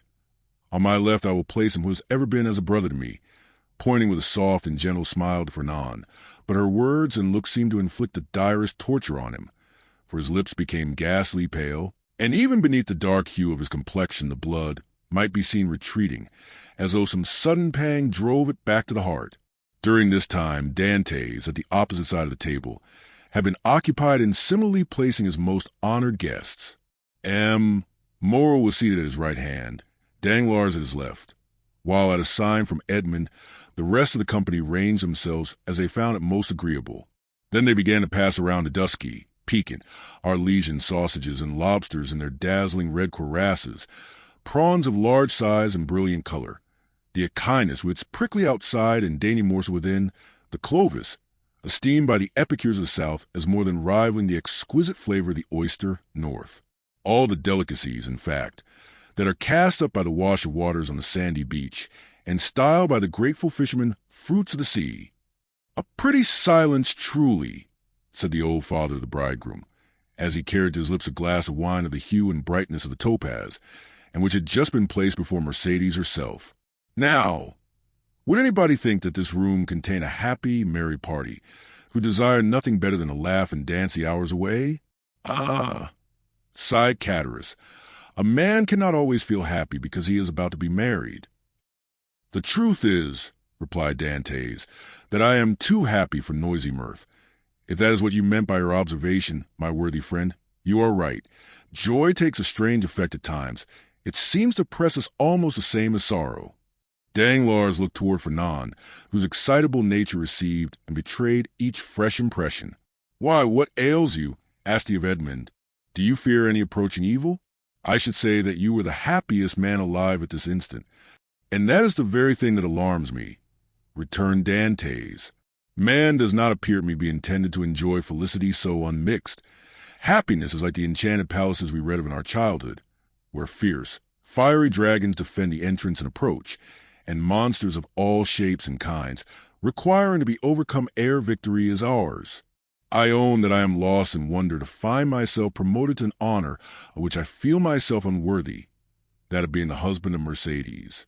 "Nay, nay," cried Cataris, smiling, "you have not attained that honor yet. Mercédès is not yet your wife. Just assume the tone and manner of a husband, and see how she will remind you that your hour is not yet come." The bride blushed, while Fernand, restless and uneasy, seemed to start at every fresh sound, and from time to time wiped away the large drops of perspiration that gathered on his brow. "Well, never mind that, neighbor Cataris. It is not worth while to contradict me for such a trifle as that. 'Tis true that Mercédès is not actually my wife, but," added he, drawing out his watch, "in an hour and a half she will be."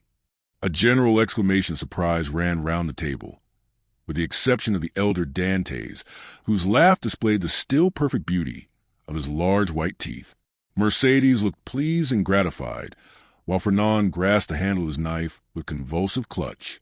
"In an hour?" inquired Danglars, turning pale. "How is that, my friend?" "Why, thus it is," replied Dantès.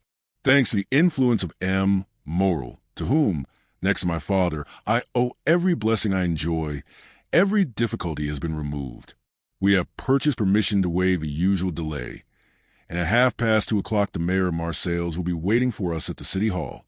Now, as 1:15 has already struck, I do not consider I have asserted too much in saying that in another hour and 30 minutes Mercédès will become Madame Dantès, 0069M.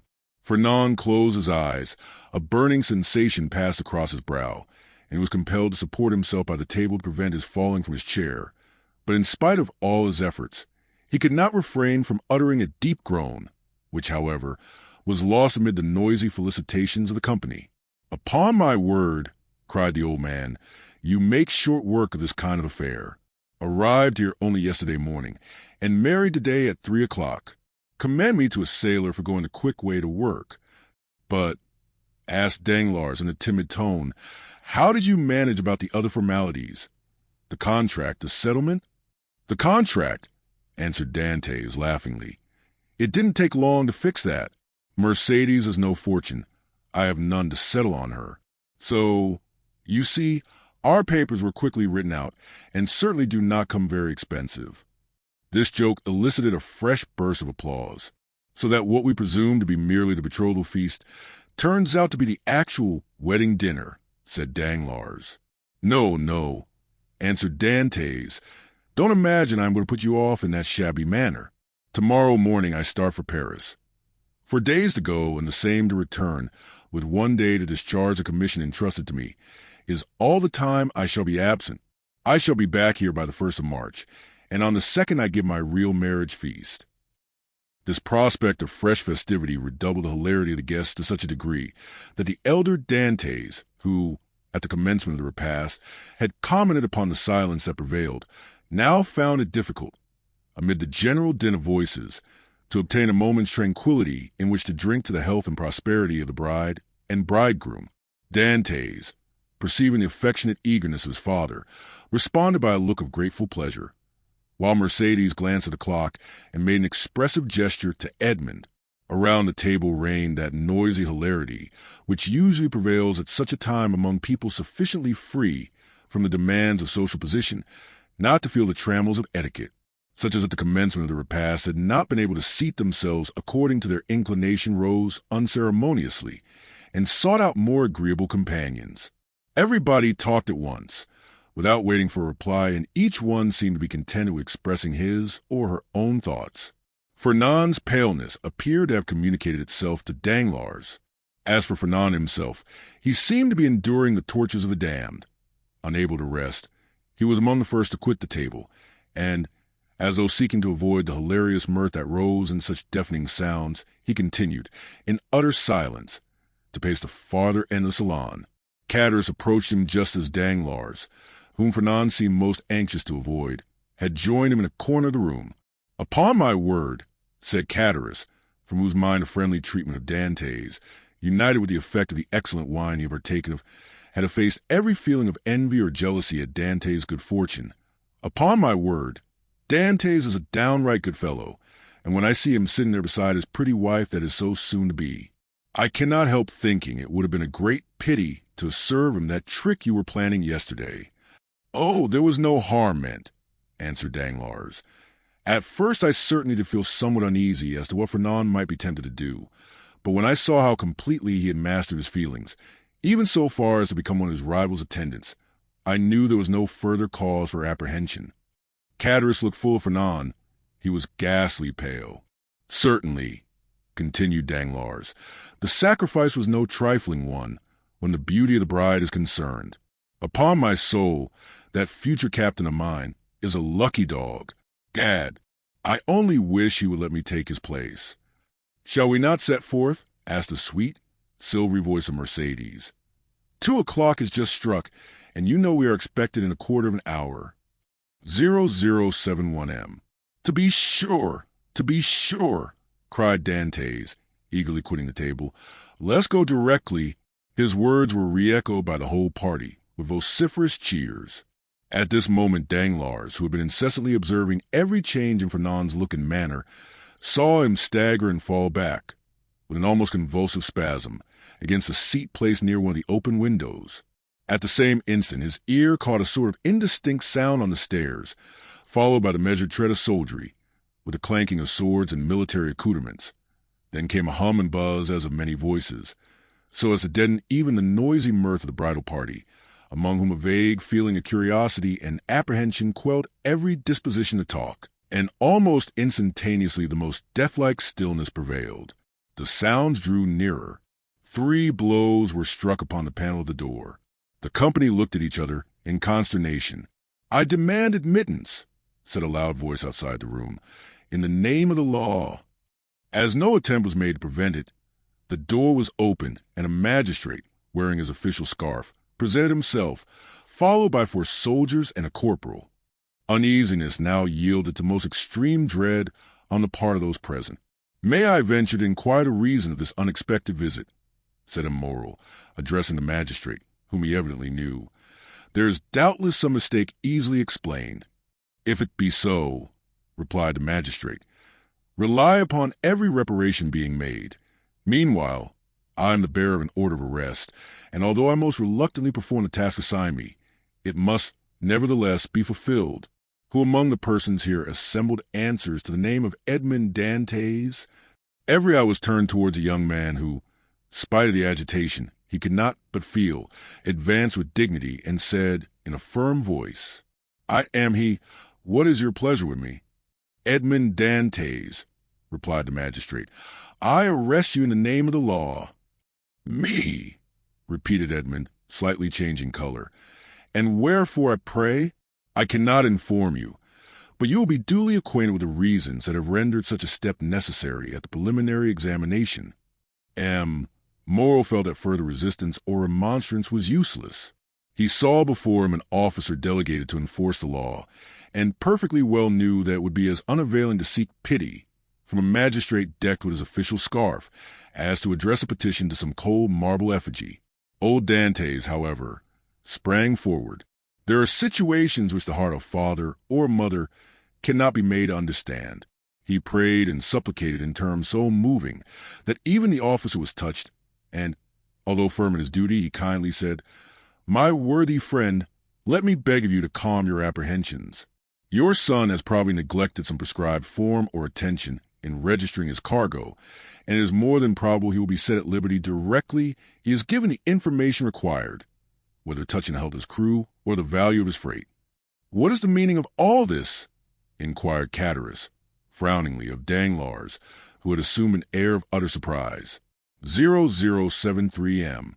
"How can I tell you?" replied he. "I am, like yourself, utterly bewildered at all that is going on, and cannot in the least make out what it is about." Catarus then looked around for Fernand, but he had disappeared. The scene of the previous night now came back to his mind with startling clearness.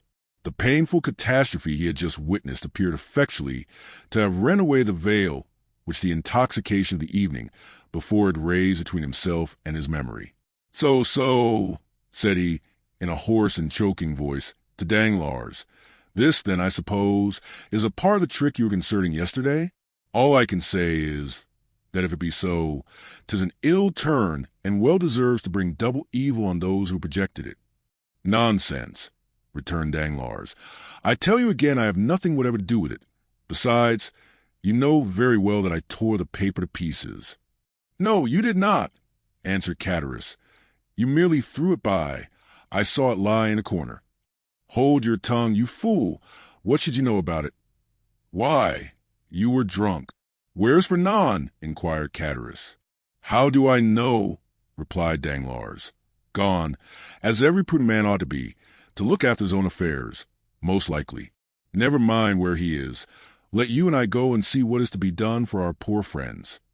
During this conversation, Dantès, after having exchanged a cheerful shake of the hand with all his sympathizing friends, had surrendered himself to the officer sent to arrest him, merely saying, "Make yourselves quite easy, my good fellows. There's some little mistake to clear up. That's all, depend upon it. And very likely I may not have to go so far as to prison to effect that." 0075M. "Oh, to be sure," responded Danglars, who had now approached the group. "Nothing more than a mistake, I feel quite certain." Dantès descended the staircase, preceded by the magistrate and followed by the soldiers. A carriage awaited him at the door. He got in, followed by 2 soldiers and the magistrate, and the vehicle drove off toward Marseilles. "Adieu, adieu, dearest Edmond!" cried Mercédès, stretching out her arms to him from the balcony. The prisoner heard the cry, which sounded like the sob of a broken heart, and leaning from the coach she called out, "Goodbye, Mercédès, we shall soon meet again." Then the vehicle disappeared round one of the turnings of Fort St. Nicholas. "Wait for me here, all of you," cried Immoral. "I will take the first conveyance I find and hurry to Marseilles, whence I will bring you word how all is going on." "That's right," exclaimed a multitude of voices. "Go, and return as quickly as you can." This second departure was followed by a long and fearful state of terrified silence on the part of those who were left behind. The old father and Mercedes remained for some time apart, each absorbed in grief. But at length the two poor victims of the same blow raised their eyes, and with simultaneous bursts of feeling rushed into each other's arms. Meanwhile Fernand made his appearance, poured out for himself a glass of water with a trembling hand, then hastily swallowing it, went to sit down at the first vacant place, and this was, by mere chance, placed next to the seat on which poor Mercedes had fallen half-fainting, when released from the warm and affectionate embrace of old Dantès. Instinctively Fernand drew back his chair. "He is the cause of all this misery. I am quite sure of it," whispered Catullus, who had never taken his eyes off Fernand, to Danglars. "I don't think so," answered the other. "He's too stupid to imagine such a scheme. I only hope the mischief will fall upon the head of whoever wrought it." "You don't mention those who aided and abetted the deed," said Catullus. "Surely," answered Danglars, "one cannot be held responsible for every chance arrow shot into the air. You can, indeed, when the arrow lights point downward on somebody's head." Meantime the subject of the arrest was being canvassed in every different form. "What think you, Danglars," said one of the party, turning toward him, "of this event?" "Why," replied he, "I think it just possible Dantès may have been detected with some trifling article on board ship, considered here as contraband. But how could he have done so without your knowledge, Danglars, since you were the ship's supercargo?" "Why, as for that, I could only know what I was told respecting the merchandise with which the vessel was laden. I know she was loaded with cotton, and that she took in her freight at Alexandria from Pastrick's warehouse, and at Smyrna from Pascal's. That is all I was obliged to know, and I beg I may not be asked for any further particulars." "Now I recollect," said the afflicted old father. "My poor boy told me yesterday he got a small case of coffee, and another tobacco for me." "There you see," exclaimed Danglars. "Now the mischief is out. Depend upon it the custom-house people went rummaging about the ship in our absence, and discovered poor Dantès' hidden treasures." Mercedes, however, paid no heed to this explanation of her lover's arrest. Her grief, which she had hitherto tried to restrain, now burst out in a violent fit of hysterical sobbing. "Come, come," said the old man, "be comforted, my poor child. There is still hope." "Hope," repeated Danglars. "Hope," faintly murmured Fernand, but the words seemed to die away on his pale, agitated lips, and a convulsive spasm passed over his countenance. "Good news! Good news!" shouted forth one of the party stationed in the balcony on the lookout. "Here comes Moreau back." "No doubt. Now, we shall hear that our friend is released." Mercedes and the old man rushed to meet the shipowner and greeted him at the door. He was very pale. "What news?" exclaimed a general burst of voices. "Alas, my friends," replied Moreau with a mournful shake of his head, "the thing has assumed a more serious aspect than I expected." "Oh, indeed, sir, he is innocent," sobbed forth Mercedes. "That I believe," answered Moreau, "but still he is charged." "With what?" inquired the elder Dantès. "With being an agent of the Bonapartist faction. Many of our readers may be able to recollect how formidable such an accusation became in the period at which our story is dated." A despairing cry escaped the pale lips of Mercedes. The old man sank into a chair. "Ah, Danglars," whispered Catullus, "you have deceived me. The trick you spoke of last night has been played, but I cannot suffer a poor old man or an innocent girl to die of grief through your fault. I am determined to tell them all about it." "Be silent, you simpleton!" cried Danglars, grasping him by the arm, "or I will not answer even for your own safety. Who can tell whether Dantès be innocent or guilty? The vessel did touch at Elba, where he quitted it, and passed a whole day in the island. Now, should any letters or other documents of a compromising character be found upon him, will it not be taken for granted that all who uphold him are his accomplices?" With the rapid instinct of selfishness, Catullus readily perceived the solidity of this mode of reasoning. He gazed, doubtfully, wistfully, on Danglars, and then caution supplanted generosity. "Suppose we wait a while, and see what comes of it," said he, casting a bewildered look on his companion. To be sure, answered Danglars. Let us wait, by all means. If he be innocent, of course he will be set at liberty. If guilty, why, it is no use involving ourselves in conspiracy. Let us go, then. I cannot stay here any longer.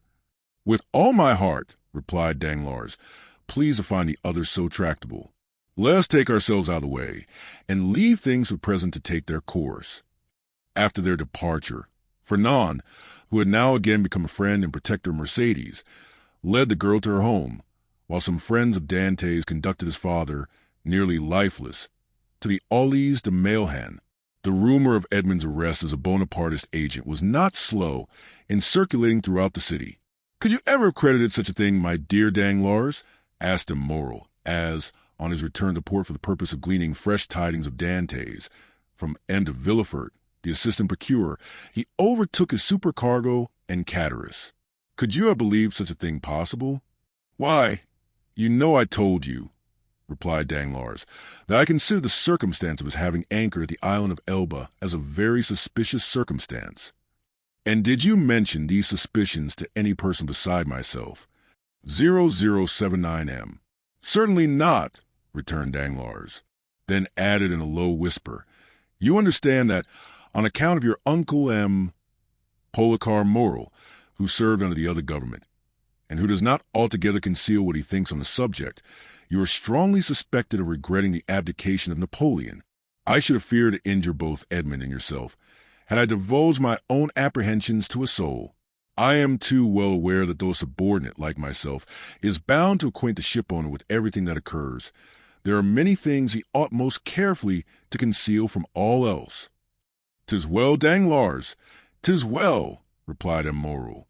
You are a worthy fellow, and I had already thought of your interest in the event of poor Edmond having become captain of the Pharaon. Is it possible you were so kind? Yes, indeed. I had previously inquired of Dantès what was his opinion of you, and if he should have any reluctance to continue you in your post, for somehow I had perceived a sort of coolness between you. And what was his reply? That he certainly did think he had given you offense in an affair which he merely referred to without entering into particulars, but that whoever possessed a good opinion and confidence of the ship's owners would have his preference also. The hypocrite, murmured Danglars. Poor Dantès, said Cataris. No one can deny his being a noble-hearted young fellow. But meanwhile, continued M. Morrel, here's the Pharaon without a captain. Oh, replied Danglars, since we cannot leave this port for the next 3 months, let us hope that ere the expiration of that period Dantès will be set at liberty. No doubt, but in the meantime, I am entirely at your service, M. Morrel, answered Danglars. You know that I am as capable of managing a ship as the most experienced captain in the service, and it will be so far advantageous to you to accept my services, that upon Edmond's release from prison no further change will be requisite on board the Pharaon than for Dantès and myself each to resume our respective posts. Thanks, Danglars. That will smooth over all difficulties. I fully authorize you at once to assume the command of the Pharaon, and look carefully to the unloading of her freight. Private misfortunes must never be allowed to interfere with business. Be easy on that score, M. Morrel. But do you think we shall be permitted to see our poor Edmond? I will let you know that directly I have seen into Villefort, whom I shall endeavor to interest in Edmond's favor. I am aware he is a furious royalist, but in spite of that, and of his being king's attorney, he is a man like ourselves, and I fancy not a bad sort of one. Perhaps not, replied Danglars, but I hear that he is ambitious, and that's rather against him. Well, well, returned M. Morrel, we shall see. But now hasten on board. I will join you there ere long. So saying, the worthy shipowner quitted the two allies, and proceeded in the direction of the Palais de Justice. 0081M. You see, said Danglars, addressing Cataris, the turn things have taken. Do you still feel any desire to stand up in his defense? Not the slightest, but yet it seems to me a shocking thing that a mere joke should lead to such consequences. But who perpetrated that joke, let me ask? Neither you nor myself.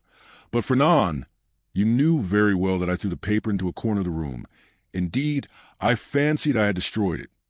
Oh, no, replied Catarus. That I could answer for, you did not. I only wish I could see it now as plainly as I saw it lying all crushed and crumpled in a corner of the arbor. Well, then, if you did, depend upon it, Fernand picked it up and either copied it or caused it to be copied. Perhaps even he did not take the trouble of recopying it. And now I think of it, by heavens, he may have sent the letter itself. Fortunately, for me, the handwriting was disguised.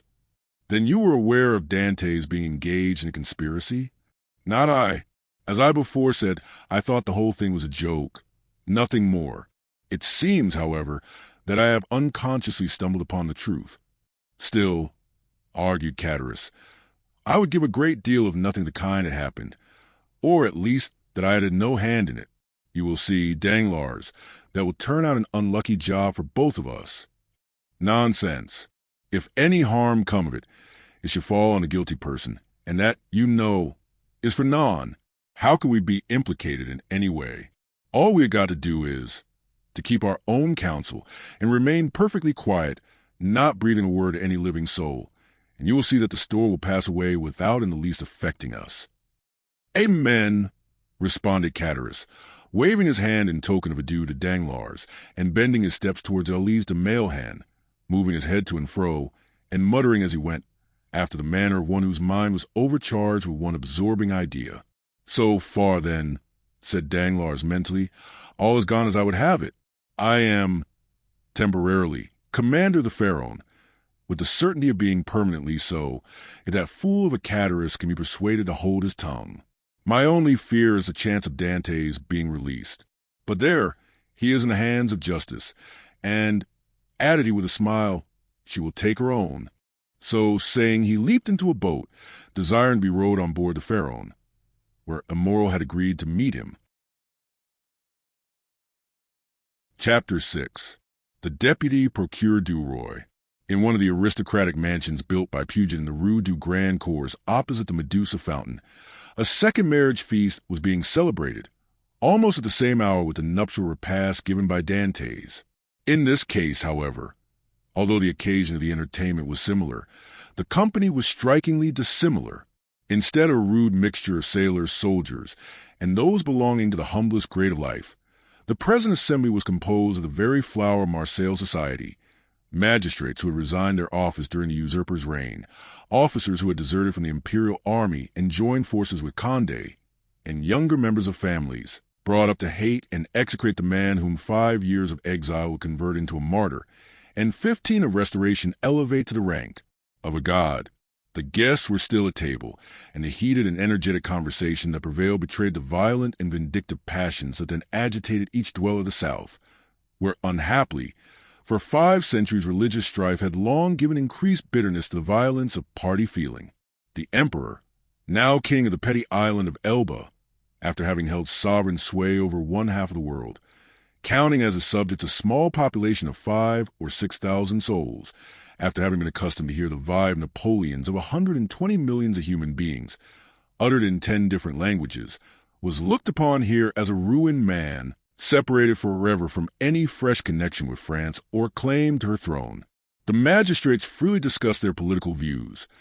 The military part of the company talked unreservedly of Moscow and Leipzig, while the women commented on the divorce of Josephine. It was not over the downfall of the man, but over the defeat of the Napoleonic idea, that they rejoiced, and in this they foresaw for themselves the bright and cheering prospect of a revivified political existence. An old man decorated with the cross of St. Louis now rose and proposed the health of King Louis XVIII. It was the Marquis de St. Marin. This toast, recalling at once the patient exile of Hartwell and the peace-loving King of France, excited universal enthusiasm.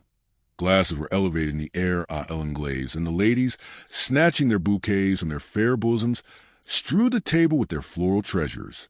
In a word, an almost poetical fervor prevailed. "Ah," said the Marquise de St. Marin, a woman with a stern, forbidding eye, though still noble and distinguished in appearance, despite her 50 years. "Ah, these revolutionists, who have driven us from those very possessions they afterwards purchased for a mere trifle during the Reign of Terror, would be compelled to own, were they here, that all true devotion was on our side, since we were content to follow the fortunes of a falling monarch, while they, on the contrary, made their fortune by worshipping the rising sun. Yes, yes, they could not help admitting that the king, for whom we sacrificed rank, wealth, and station, was truly our Louis the well-beloved, while their wretched usurpers been, and ever will be, to them their evil genius, their Napoleon the accursed. Am I not right, Villefort? I beg your pardon, madam. I really must pray you to excuse me. But, in truth, I was not attending to the conversation. Marquise, Marquise, interposed the old nobleman who proposed the toast. Let the young people alone. Let me tell you, on one's wedding day there are more agreeable subjects of conversation than dry politics. Never mind, dearest mother, said a young and lovely girl, with a profusion of light brown hair, and eyes that seemed to float in liquid crystal. 'Tis all my fault for seizing upon de Villefort, so as to prevent his listening to what you said. But there, now take him. He is your own for as long as you like. Villefort, I beg to remind you my mother speaks to you. If the Marquise will deign to repeat the words I but imperfectly caught, I shall be delighted to answer, said de Villefort. Never mind, Renée, replied the Marquise, with a look of tenderness that seemed out of keeping with her harsh, dry features. But however all other feelings may be withered in a woman's nature, there is always one bright, smiling spot in the desert of her heart, and that is the shrine of maternal love. I forgive you. What I was saying, Villefort, was that the Bonapartists had not our sincerity, enthusiasm, or devotion. They had, however, what supplied the place of those fine qualities, replied the young man, and that was fanaticism. Napoleon is a Mohammed of the West, and is worshipped by his commonplace but ambitious followers, not only as a leader and lawgiver, but also as a personification of equality. He, cried the Marquise, Napoleon the type of equality. For mercy's sake, then, what would you call Robespierre? Come, do not strip the latter of his just rights to bestow them on the Corsican, who, to my mind, has usurped quite enough. 0085M. Nay, madam, I would place each of these heroes on his right pedestal, that of Robespierre on a scaffold in the place of Louis Quinze, that of Napoleon on the column of the place Vendôme. The only difference consists in the opposite character of the equality advocated by these two men. One is equality that elevates, the other is equality that degrades. One brings a king within reach of the guillotine, the other elevates the people to a level with the throne. Observe, said Villefort, smiling, I do not mean to deny that both these men were revolutionary scoundrels, and that the 9th Thermidor and the 4th of April, in the year 1814, were lucky days for France, worthy of being gratefully remembered by every friend of monarchy and civil order, and that explains how it comes to pass that, fallen, as I trust he is forever, Napoleon has still retained a train of parasitical satellites. Still, Marquise, it has been so with other usurpers. Cromwell, for instance, who was not half so bad as Napoleon, had his partisans and advocates. Do you know, Villefort, that you are talking in a most dreadfully revolutionary strain? But I excuse it. It is impossible to expect the son of a Girondin to be free from a small spice of the old leaven. A deep crimson suffused the countenance of Villefort. "'Tis true, madam," answered he, "that my father was a Girondin, but he was not among the number of those who voted for the king's death. He was an equal sufferer with yourself during the Reign of Terror, and had well nigh lost his head on the same scaffold on which your father perished." "True," replied the Marquise, without wincing in the slightest degree at the tragic remembrance thus called up. "But bear in mind, if you please, that our respective parents underwent persecution and proscription from diametrically opposite principles, in proof of which I may remark, that while my family remained among the staunchest adherents of the exiled princes, your father lost no time in joining the new government, and that while the citizen Noirtier was a Girondin, the Count Noirtier became a senator." "Dear mother," interposed Renée, "you know very well it was agreed that all these disagreeable reminiscences should forever be laid aside." "Suffer me, also, madam," replied Villefort, "to add my earnest request to Mademoiselle de Saint Méran's, that you will kindly allow the veil of oblivion to cover and conceal the past. What avails recrimination over matters wholly past recall? For my own part, I have laid aside even the name of my father, and altogether disown his political principles. He was, nay, probably may still be, a Bonapartist and is called Noirtier. I, on the contrary, am a staunch royalist and style myself de Villefort. Let what may remain of revolutionary sap exhaust itself and die away with the old trunk, and condescend only to regard the young shoot which has started up at a distance from the parent tree, without having the power, any more than the wish, to separate entirely from the stock from which it sprung. Bravo, Villefort, cried the Marquis. Excellently well said. Come now. I have hopes of obtaining what I have been for years endeavoring to persuade the Marquise to promise, namely, a perfect amnesty and forgetfulness of the past. With all my heart, replied the Marquise. Let the past be forever forgotten. I promise you it affords me as little pleasure to revive it as it does you. All I ask is that Villefort will be firm and inflexible for the future in his political principles. Remember, also, Villefort, that we have pledged ourselves to His Majesty for your fealty and strict loyalty, and that at our recommendation the King consented to forget the past as I do, and here she extended him her hand, as I now do at your entreaty. But bear in mind that should there fall in your way anyone guilty of conspiring against the government, you will be so much the more bound to visit the offense with rigorous punishment, as it is known you belong to a suspected family. Alas, madam, returned Villefort, my profession, as well as the times in which we live, compels me to be severe. I have already successfully conducted several public prosecutions, and brought the offenders to merited punishment, but we have not done with the thing yet. 0087M. Do you indeed think so? Inquired the Marquise. I am, at least, fearful of it. Napoleon, in the island of Elba, is too near France, and his proximity keeps up the hopes of his partisans. Marseilles is filled with half-pay officers, who are daily, under one frivolous pretext or other, getting up quarrels with the royalists. From hence arise continual and fatal duels among the higher classes of persons, and assassinations in the lower. You have heard, perhaps, said the Count de Salvieux, one of de Saint-Méran's oldest friends and chamberlain to the Count d'Artois, that the Holy Alliance purpose removing him from thence? Yes, they were talking about it when we left Paris, said de Saint-Méran. And where is it decided to transfer him? To St. Helena? For heaven's sake, where is that? Asked the Marquise. An island situated on the other side of the equator, at least 2,000 leagues from here, replied the Count. So much the better. As Villefort observes, it is a great act of folly to have left such a man between Corsica, where he was born, and Naples, of which his brother-in-law is king, and face to face with Italy, the sovereignty of which he coveted for his son. Unfortunately, said Villefort, there are the treaties of 1814, and we cannot molest Napoleon without breaking those compacts. Oh, well, we shall find some way out of it, responded M. de Salvieux. There wasn't any trouble over treaties when it was a question of shooting the poor Duc d'Enghien. Well, said the Marquise, it seems probable that, by the aid of the Holy Alliance, we shall be rid of Napoleon, and we must trust the vigilance of M. de Villefort to purify Marseilles of his partisans. The king is either a king or no king. If he be acknowledged as sovereign of France, he should be upheld in peace and tranquillity, and this can best be effected by employing the most inflexible agents to put down every attempt at conspiracy. 'Tis the best and surest means of preventing mischief. Unfortunately, madam, answered Villefort, the strong arm of the law is not called upon to interfere until the evil has taken place. Then all he has got to do is to endeavor to repair it. Nay, madam, the law is frequently powerless to effect this. All it can do is to avenge the wrong done. Oh, M. de Villefort, cried a beautiful young creature, daughter to the Count de Salvieux, and a cherished friend of Mademoiselle de Saint-Méran, do try and get up some famous trial while we are at Marseilles. I never was in a law court. I am told it is so very amusing. Amusing, certainly, replied the young man, inasmuch as, instead of shedding tears as at the fictitious tale of woe-produced theater, you behold in a law court a case of real and genuine distress, a drama of life.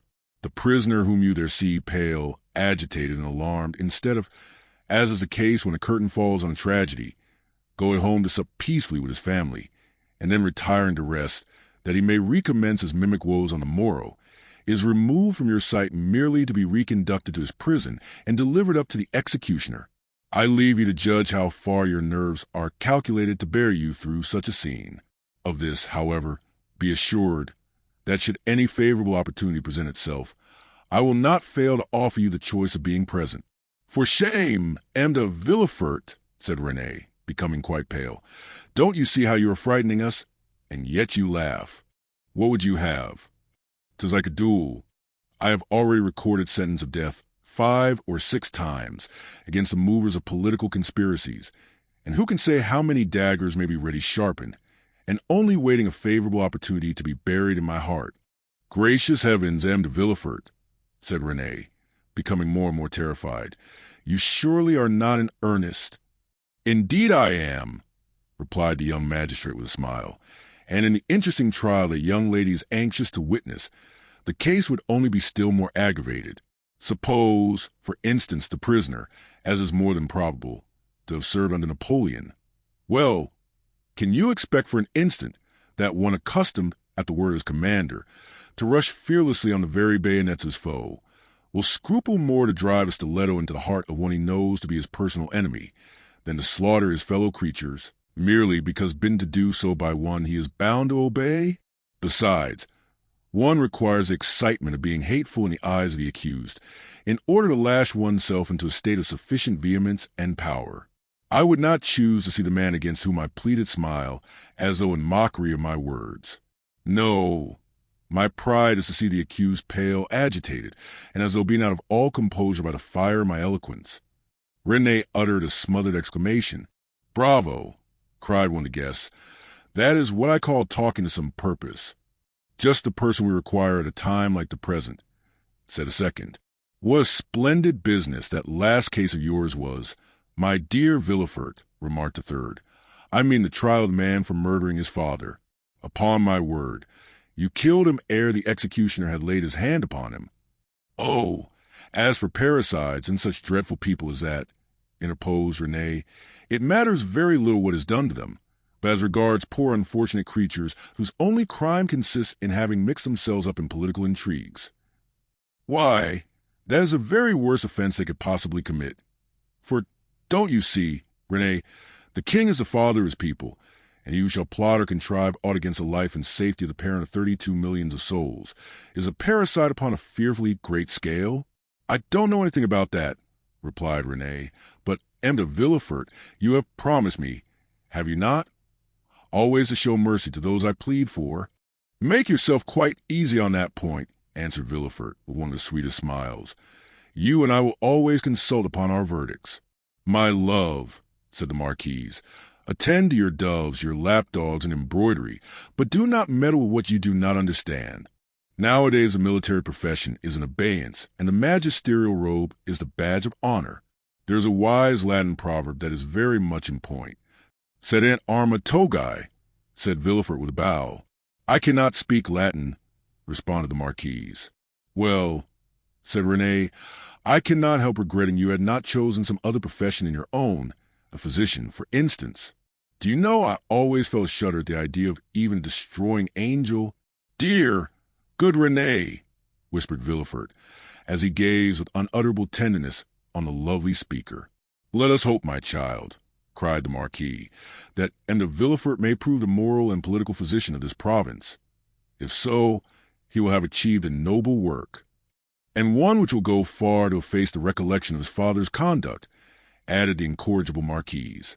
"Madam," replied Villefort, with a mournful smile, "I have already the honor to observe that my father has, at least, I hope so, abjured his past errors, and that he is, at the present moment, a firm and zealous friend to religion and order, a better royalist, possibly, than his son, for he has atoned for past dereliction, while I have no other impulse than warm, decided preference and conviction."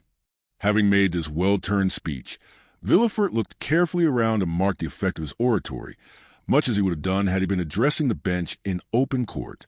"Do you know, my dear Villefort," cried the Comte de Salvius, "that is exactly what I myself said the other day at the Tuileries, when questioned by His Majesty's principal chamberlain touching the singularity of an alliance between the son of Girondin and the daughter and officer of the Duc de Condé. And I assure you, he seemed fully to comprehend that this mode of reconciling political differences was based upon sound and excellent principles.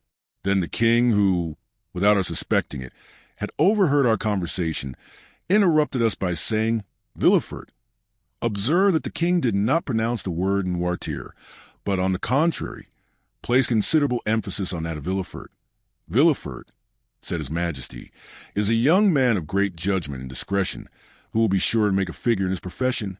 I like him much, and it gave me great pleasure to hear that he was about to become the son-in-law of the Marquis and Marquise de Saint-Méran. I should myself have recommended the match, had not the noble Marquis anticipated my wishes by requesting my consent to it. Is it possible the king could have condescended so far as to express himself so favorably of me?" asked the enraptured Villefort. "I give you his very words, and if the Marquis chooses to be candid, he will confess that they perfectly agree with what His Majesty said to him when he went 6 months ago to consult him upon the subject of your espousing his daughter. 0091M. That is true," answered the Marquis. "How much do I owe this gracious prince? What is there I would not do to evince my earnest gratitude?" "That is right," cried the Marquise. "I love to see you thus.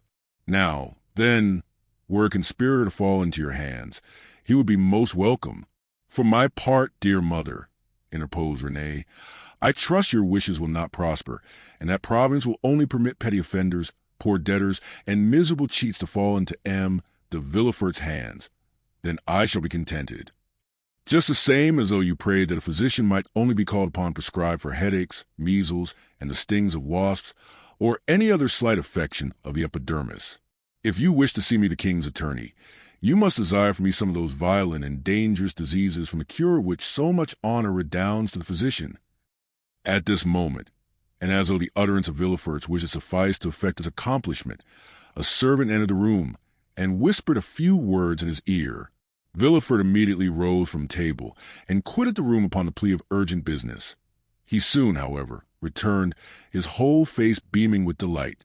Renée regarded him with fond affection, and certainly his handsome features, lit up as they then were with more than usual fire and animation, seemed formed to excite the innocent admiration with which he gazed on her graceful and intelligent lover. "You were wishing just now," said Villefort, addressing her, "that I were a doctor instead of a lawyer. Well, I at least resemble the disciples of Aesculapius in one thing. People spoke in the style in 1815, that of not being able to call a day my own, not even that of my betrothal." "And wherefore you called away just now?" asked Mademoiselle de Saint-Méran with an air of deep interest. "For a very serious matter, which bids fair make work for the executioner." "How dreadful!" exclaimed Renée, turning pale. "Is it possible?" burst simultaneously from all who were near enough to the magistrate to hear his words. "Why, if my information prove correct, a sort of Bonapartist conspiracy has just been discovered." "Can I believe my ears?" cried the Marquise. "I will read you the letter containing the accusation, at least," said Villefort. "The king's attorney is informed by a friend of the throne and the religious institutions of his country that one named Edmond Dantès, may the ship Pharaon, this day arrived from Smyrna, after having touched at Naples and Porto Reggio, has been the bearer of a letter from Murat to the usurper, and again taken charge of another letter from the usurper to the Bonapartist club in Paris. Ample corroboration of this statement may be obtained by arresting the above-mentioned Edmond Dantès, who either carries a letter for Paris about with him or has it at his father's abode. Should it not be found in the possession of father or son, then it will assuredly be discovered in the cabin belonging to the said Dantès on board the Pharaon. But," said Renée, "this letter, which, after all, is but an anonymous scrawl, is not even addressed to you, but to the king's attorney. 0093M. True, but that gentleman being absent, his secretary, by his orders, opened his letters. Thinking this one of importance, he sent for me, but not finding me, took upon himself to give the necessary orders for arresting the accused party." "Then the guilty person is absolutely in custody?" said the Marquise. "Nay, dear mother, say the accused person. You know we cannot yet pronounce him guilty. He is in safe custody," answered Villefort, "and rely upon it, if the letter is found, he will not be likely to be trusted abroad again, unless he goes forth under the especial protection of the headsman." "And where is the unfortunate being?" asked Renée. "He is at my house." "Come, come, my friend," interrupted the Marquise, "do not neglect your duty to linger with us. You are the king's servant, and must go wherever that service calls you." "Oh, Villefort!" cried Renée, clasping her hands, and looking toward her lover with piteous earnestness. "Be merciful on this the day of our betrothal." The young man passed round the side of the table where the fair pleader sat, and leaning over her chair said tenderly, "To give you pleasure, my sweet Renée, I promise to show all the lenity in my power, but if the charges brought against this Bonapartist hero prove correct, why, then, you really must give me leave to order his head to be cut off." Renée shuddered at the word cut, for the growth in question had a head. "Never mind that foolish girl Villefort," said the Marquise. "She will soon get over these things." So saying, Madame de Saint Méran extended her dry, bony hand to Villefort, who, while imprinting a son-in-law's respectful salute on it, looked at Renée, as much as to say, "I must try and fancy 'tis your dear hand I kiss, as it should have been." "These are mournful auspices to accompany a betrothal," sighed poor Renée. "Upon my word, child," exclaimed the angry Marquise, "your folly exceeds all bounds. I should be glad to know what connection there can possibly be between your sickly sentimentality and the affairs of the state." "Oh, mother!" murmured Renée. "Nay, madam, I pray you pardon this little traitor. I promise you that to make up for her want of loyalty, I will be most inflexibly severe." Then casting an expressive glance at his betrothed, which seemed to say, "Fear not. For your dear sake my justice shall be tempered with mercy," and receiving a sweet and approving smile in return, Villefort departed with paradise in his heart. Chapter 7. The Examination. No sooner had Villefort left the salon than he assumed the grave air of a man who holds the balance of life and death in his hands. Now, in spite of the nobility of his countenance, the command of which, like a finished actor, he had carefully studied before the glass, it was by no means easy for him to assume an air of judicial severity, except the recollection of the line of politics his father had adopted, and which might interfere, unless he acted with the greatest prudence, with his own career. Gerard de Villefort was as happy as a man could be. Already rich, he held a high official situation, though only 27. He was about to marry a young and charming woman, whom he loved, not passionately, but reasonably, as became a deputy attorney of the king, and besides her personal attractions, which were very great, Mademoiselle de Saint Méran's family possessed considerable political influence, which they would, of course, exert in his favor. The dowry of his wife amounted to 50,000 crowns, and he had, besides, the prospect of seeing her fortune increase to 500,000 at her father's death. These considerations naturally gave Villefort a feeling of such complete felicity that his mind was fairly dazzled in its contemplation. At the door, he met the commissary of police, who was waiting for him. The sight of this officer recalled Villefort from the third heaven to earth. He composed his face, as we have before described, and said, "I have read the letters, sir, and you have acted rightly in arresting this man. Now inform me what you have discovered concerning him and conspiracy." "We know nothing as yet of the conspiracy, monsieur. All the papers found have been sealed up and placed on your desk. The prisoner himself is named Edmond Dantès, mate on board the three masts of the Pharaon, trading in cotton with Alexandria and Smyrna, and belonging to Morel and son of Marseilles. Before he entered the merchant service, had he ever served in the marines?" "Oh, no, monsieur. He is very young." "How old?" 19 or 20 at the most." At this moment, and as Villefort had arrived at the corner of the Rue de Consiles, a man, who seemed to have been waiting for him, approached. It was M. Morel. "Ah, Eda Villefort," cried he, "I am delighted to see you. Some of your people have committed the strangest mistake. They have just arrested Edmond Dantès, mate of my vessel." "I know it, monsieur," replied Villefort, "and I am now going to examine him." "Oh," said Morel, carried away by his friendship, "you do not know him, and I do.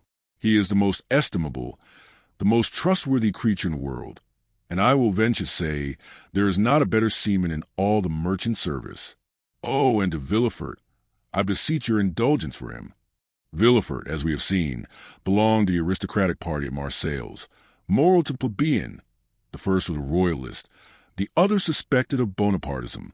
Villefort looked disdainfully at Morel, and replied coldly, "You are aware, monsieur, that a man may be estimable and trustworthy in private life, and the best seaman in the merchant service, and yet be, politically speaking, a great criminal. Is it not true?" The magistrate laid emphasis on these words, as if he wished to apply them to the owner himself, while his eyes seemed plunged into the heart of one who, interceding for another, had himself need of indulgence. Morrel reddened, for his own conscience was not quite clear on politics. Besides, what Dantès had told him of his interview with the Grand Marshal and what the Emperor had said to him embarrassed him. He replied, however, in a tone of deep interest, "I entreat you, M. de Villefort, be, as you always are, kind and equitable, and give him back to us soon." This gift sounded revolutionary in the deputy's ears. Ah, murmured he, "is Dantès a member of some Carbonari society, that his protector thus employs a collective form? He was, if I recollect, arrested in a tavern, in company with a great many others." Then he added, "Monsieur, you may rest assured I shall perform my duty impartially, and that if he be innocent you shall not have appealed to me in vain. Should he, however, be guilty, in this present epoch, impunity would furnish a dangerous example, and I must do my duty." 0097 M. As he had now arrived at the door of his own house, which adjoined the Palais de Justice, he entered, after having coldly saluted the shipowner, who stood, as if petrified, on the spot where Villefort had left him. The antechamber was full of police agents and gendarmes, in the midst of whom, carefully watched but calm and smiling, stood the prisoner. Villefort traversed the antechamber, cast a side glance at Dantès, and taking a packet which a gendarme offered him, disappeared, saying, "Bring in the prisoner." Rapid as had been Villefort's glance, it had served to give him an idea of the man he was about to interrogate. He had recognized intelligence in a high forehead, courage in the dark eye and bent brow, and frankness in the thick lips that showed a set of pearly teeth. Villefort's first impression was favorable, but he had been so often warned to mistrust first impulses that he applied the maxim to the impression, forgetting the difference between the two words. He stifled, therefore, the feelings of compassion that were rising, composed his features, and sat down, grim and somber, at his desk. An instant after Dantès entered. He was pale but calm and collected, and saluting his judge with easy politeness, looked round for a seat, as if he had been in M. Morrel's salon. It was then that he encountered for the first time Villefort's look, that look peculiar to the magistrate, who, while seeming to read the thoughts of others, betrays nothing of his own. "Who and what are you?" demanded Villefort, turning over a pile of papers, containing information relative to the prisoner, that a police agent had given to him on his entry, and that, already in an hour's time, had swelled to voluminous proportions, thanks to the corrupt espionage of which the accused is always made the victim. "My name is Edmond Dantès," replied the young man calmly. "I am maid of Pharaon, belonging to Messrs. Morrel and Son." "Your age?" continued Villefort. 19, returned Dantès. "What were you doing at the moment you were arrested?" "I was at the festival of my marriage, monsieur," said the young man, his voice slightly tremulous. So great was the contrast between the happy moment and the painful ceremony he was now undergoing. So great was the contrast between the somber aspect of M. de Villefort and the radiant face of Mercédès. "You were at the festival of your marriage," said the deputy, shuddering in spite of himself. "Yes, monsieur. I am on the point of marrying a young girl I have been attached to for 3 years." Villefort, impassive as he was struck with this coincidence, and the tremulous voice of Dantès, surprised in the midst of his happiness, struck a sympathetic chord in his own bosom. He also was on the point of being married, and he was summoned from his own happiness to destroy that of another. This philosophic reflection, thought he, will make a great sensation at M. de Saint Méran's, and he arranged mentally, while Dantès awaited further questions, the antithesis by which orators often create a reputation for eloquence. When this speech was arranged, Villefort turned to Dantès. 0099 M. "Go on, sir," said he. "What would you have me say? Give all the information in your power. Tell me on which point you desire information, and I will tell all I know. Only," added he with a smile, "I warn you I know very little." "Have you served under the usurper?" "I was about to be mustered into the Royal Marines when he fell." "It is reported your political opinions are extreme."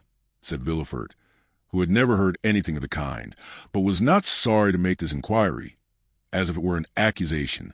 "My political opinions," replied Dantès. "Alas, sir, I never had any opinions. I am hardly 19. I know nothing. I have no part to play. If I obtain the situation I desire, I shall owe it to M. Moral. Thus all my opinions, I will not say public but private, are confined to these three sentiments. I love my father, I respect M. Moral, and I adore Mercedes. This, sir, is all I can tell you, and you see how uninteresting it is." As Dantès spoke, Villefort gazed at his ingenuous and open countenance, and recollected the words of Renée, who, without knowing who the culprit was, had besought his indulgence for him. With the deputy's knowledge of crime and criminals, every word the young man uttered convinced him more and more of his innocence. This lad, for he was scarcely a man, simple, natural, eloquent with that eloquence of the heart never found when sought for, full of affection for everybody, because he was happy, and because happiness renders even the wicked good, extend his affection even to his judge, spite of Villefort's severe look and stern accent. Dantès seemed full of kindness. "Pardieu," said Villefort, "he is a noble fellow. I hope I shall gain Renée's favor easily by obeying the first command she ever imposed on me. I shall have at least a pressure of the hand in public, and a sweet kiss in private." Full of this idea, Villefort's face became so joyous that when he turned to Dantès, the latter, who had watched the change on his physiognomy, was smiling also. "Sir," said Villefort, "have you any enemies, at least that you know?" "I have enemies," replied Dantès. "My position is not sufficiently elevated for that. As for my disposition, that is, perhaps, somewhat too hasty. But I have striven to repress it. I had 10 or 12 sailors under me, and if you question them, they will tell you that they love and respect me, not as a father, for I am too young, but as an elder brother.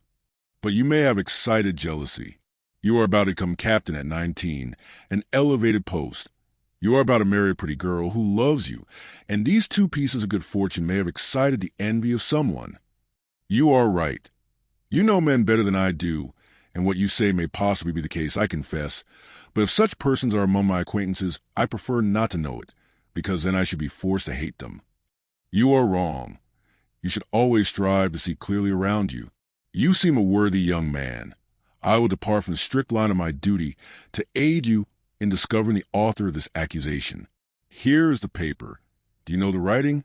As he spoke, Villefort drew the letter from his pocket and presented it to Dantès. Dantès read it. A cloud passed over his brow as he said, "No, monsieur, I do not know the writing, and yet it is tolerably plain. Whoever did it writes well. I am very fortunate," added he, looking gratefully at Villefort, "to be examined by such a man as you, for this envious person is a real enemy." And by the rapid glance that the young man's eyes shot forth, Villefort saw how much energy lay beneath this mildness. "Now," said the deputy, "answer me frankly, not as a prisoner to a judge, but as one man to another who takes an interest in him. What truth is there in the accusation contained in this anonymous letter?" And Villefort threw disdainfully on his desk the letter Dantès had just given back to him. "None at all. I will tell you the real facts. I swear by my honor as a sailor, by my love for Mercedes, by the life of my father." "Speak, monsieur," said Villefort. Then, internally, "If Renée could see me, I hope she would be satisfied, and would no longer call me a decapitator. Well, when we quitted Naples, Captain Leclerc was attacked with a brain fever. As we had no doctor on board, and he was so anxious to arrive at Elba that he would not touch at any other port, his disorder rose to such a height that at the end of the third day, feeling he was dying, he called me to him. 'My dear Dantès,' said he, 'swear to perform what I am going to tell you, for it is a matter of the deepest importance.' 'I swear, Captain,' replied I. 'Well, as after my death the command devolves on you as mate, assume the command, and bear up for the island of Elba. Disembark at Porto-Ferrajo, ask for the Grand Marshal, give him this letter. Perhaps they will give you another letter and charge you with a commission. You will accomplish what I was to have done, and derive all the honor and profit from it. I will do it, Captain, but perhaps I shall not be admitted to the Grand Marshal's presence as easily as you expect.' "Here is a ring that will obtain audience in him and remove every difficulty," said the captain. At these words he gave me a ring. It was time. 2 hours after he was delirious, the next day he died. And what did you do then? What I ought to have done, and what everyone would have done in my place. Everywhere the last requests of a dying man are sacred, but with a sailor the last requests of his superior are commands. I sailed to the island of Elba, where I arrived the next day. I ordered everybody to remain on board, and went on shore alone. As I had expected, I found some difficulty in obtaining access to the Grand Marshal, but I sent the ring I had received from the captain to him, and was instantly admitted. He questioned me concerning Captain Leckler's death, and, as the latter had told me, gave me a letter to carry on to a person in Paris. I undertook it because it was what my captain had bade me do. I landed here, regulated the affairs of the vessel, and hastened to visit my affianced bride, whom I found more lovely than ever. Thanks to M. Morel, all the forms were got over. In a word, I was, as I told you, at my marriage feast, and I should have been married in an hour, and tomorrow I intended to start for Paris, had I not been arrested on this charge which you as well as I now see to be unjust. "Ah," said Villefort, "this seems to me the truth. If you have been culpable, it was imprudence, and this imprudence was in obedience to the orders of your captain. Give up this letter you have brought from Elba, and pass your word you will appear should you be required, and go and rejoin your friends." "I am free then, sir," cried Dantès joyfully. "Yes, but first give me this letter. You have it already, for it was taken from me with some others which I see in that packet." "Stop a moment," said the deputy, as Dantès took his hat and gloves. "To whom is it addressed?" "To Monsieur Noirtier, Rue Coquerin, Paris." Had a thunderbolt fallen into the room, Villefort could not have been more stupefied. He sank into a seat, and hastily turning over the packet, drew forth the fatal letter, at which he glanced with an expression of terror. "M. Noirtier, Rue Coquerin, No. 13, murmured he, growing still paler. "Yes," said Dantès. "Do you know him?" "No," replied Villefort. "A faithful servant of the king does not know conspirators. 0103M.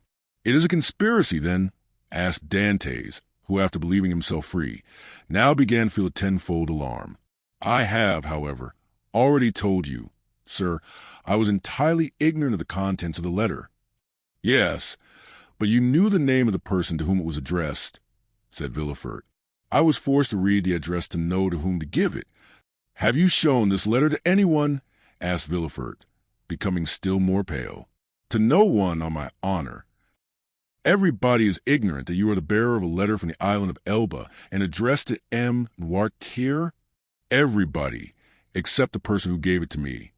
"And that was too much, far too much," murmured Villefort. Villefort's brow darkened more and more. His white lips and clenched teeth filled Dantès with apprehension.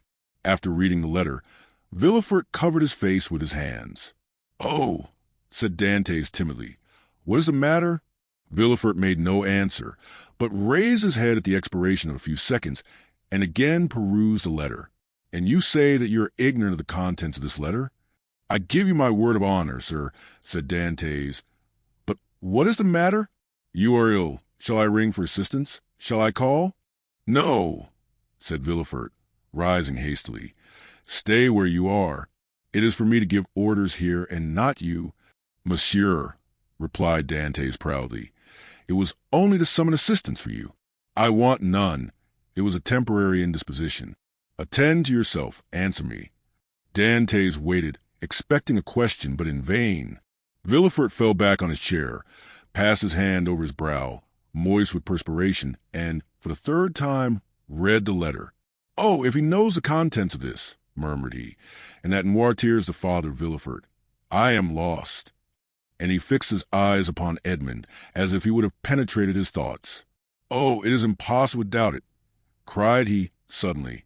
"In heaven's name," cried the unhappy young man, "if you doubt me, question me. I will answer you."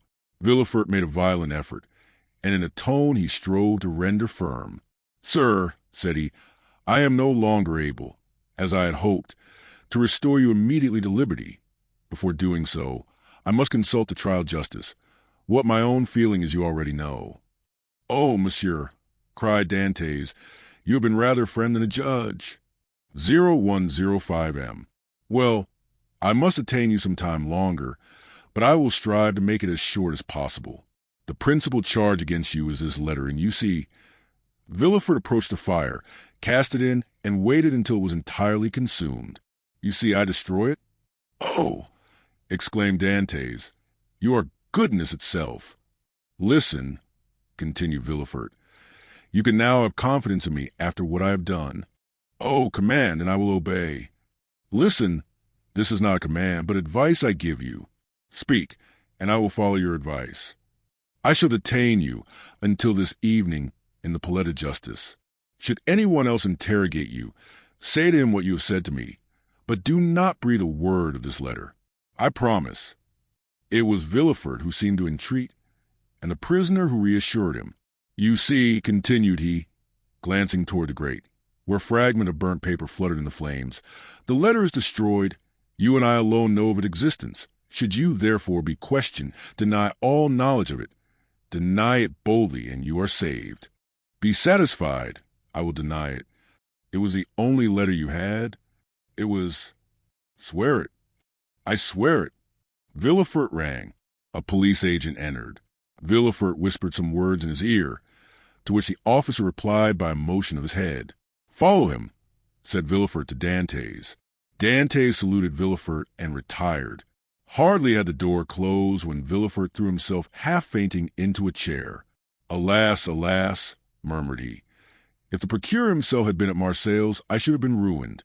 This accursed letter would have destroyed all my hopes. Oh, my father, must your past career always interfere with my successes? Suddenly a light passed over his face, a smile played round his set mouth, and his haggard eyes were fixed in thought. This will do, said he, and from this letter, which might have ruined me, I will make my fortune. Now to the work I have in hand. And after having assured himself that the prisoner was gone, the deputy procureur hastened to the house of his betrothed. 0107M. Chapter 8. The Chateau d'If. The commissary of police, as he traversed the antechamber, may assign to two gendarmes, who placed themselves one on Dantès' right and the other on his left. A door that communicated with the Palais de Justice was opened, and they went through a long range of gloomy corridors, whose appearance might have made even the boldest shudder. The Palais de Justice communicated with the prison, a somber edifice that from its grated windows looks on the clock tower of the Écoles. After numberless windings, Dantès saw a door with an iron wicket. The commissary took up an iron mallet and knocked thrice, every blow seeming to Dantès as if struck on his heart. The door opened. The two gendarmes gently pushed him forward, and the door closed with a loud sound behind him. The air he inhaled was no longer pure, but thick and mephitic. He was in prison. He was conducted to a tolerably neat chamber, but grated and barred, and its appearance, therefore, did not greatly alarm him. Besides, the words of Villefort, who seemed to interest himself so much, resounded still in his ears like a promise of freedom. It was 4 o'clock when Dantès was placed in this chamber. It was, as we have said, the 1st of March, and the prisoner was soon buried in darkness. The obscurity augmented the acuteness of his hearing. At the slightest sound he rose and hastened to the door, convinced they were about to liberate him. But the sound died away, and Dantès sank again into his seat. At last, about 10 o'clock, and just as Dantès began to despair, steps were heard in the corridor, a key turned in the lock, the bolts creaked, the massy oaken door flew open, and a flood of light from 2 torches pervaded the apartment. By the torchlight Dantès saw the glittering sabers and carbines of 4 gendarmes. He had advanced at first, but stopped at the sight of this display of force. "Are you come to fetch me?" asked he. "Yes," replied a gendarme. "By the orders of the deputy procureur?" "I believe so." The conviction that they came from M. de Villefort relieved all Dantès' apprehensions. He advanced calmly and placed himself in the center of the escort. A carriage waited at the door. The coachman was on a box, and a police officer sat beside him. "Is this carriage for me?" said Dantès. "It is for you," replied a gendarme. Dantès was about to speak, but feeling himself urged forward and having neither the power nor the intention to resist, he mounted the steps and was in an instant seated inside between two gendarmes. The two others took their places opposite, and the carriage rolled heavily over the stones. The prisoner glanced at the windows. They were grated. He had changed his prison for another that was conveying him he knew not whither. Through the grating, however, Dantès saw they were passing through the Rue Caisserie, and by the Rue Saint-Laurent and the Rue Taramis, to the quay. Soon he saw the lights of La Consigne. The carriage stopped. The officer descended, approached the guardhouse. A dozen soldiers came out and formed themselves in order. Dantès saw the reflection of their muskets by the light of the lamps on the quay. "Can all this force be summoned on my account?" thought he. The officer opened the door, which was locked, and, without speaking a word, answered Dantès' question, for he saw between the ranks of the soldiers a passage formed from the carriage to port. The two gendarmes who were opposite to him descended first. Then he was ordered to alight, and the gendarmes on each side of him followed his example. They advanced towards a boat, which a custom-house officer held by a chain, near the quay. The soldiers looked at Dantès with an air of stupid curiosity. In an instant he was placed in the stern sheets of the boat, between the gendarmes, while the officer stationed himself at the bow. A shove sent the boat adrift, and 4 sturdy oarsmen impelled it rapidly towards the Pilon. At a shout from the boat, the chain that closes the mouth of the port was lowered, and in a second they were, as Dantès knew, in the Fraile and outside the inner harbor. The prisoner's first feeling was of joy at again breathing the pure air, for air is freedom. But he soon sighed, for he passed before La Reserve, where he had that morning been so happy, and now through the open windows came the laughter and revelry of a ball. Dantès folded his hands, raised his eyes to heaven, and prayed fervently. 0111 M. The boat continued her voyage. They had passed the Tête de Mort, were now off the Anse du Pharo, and about to double the battery. This maneuver was incomprehensible to Dantès. "Whither are you taking me?" asked he. "You will soon know. But still, we are forbidden to give you any explanation." Dantès, trained in discipline, knew that nothing would be more absurd than to question subordinates who were forbidden to reply, and so he remained silent.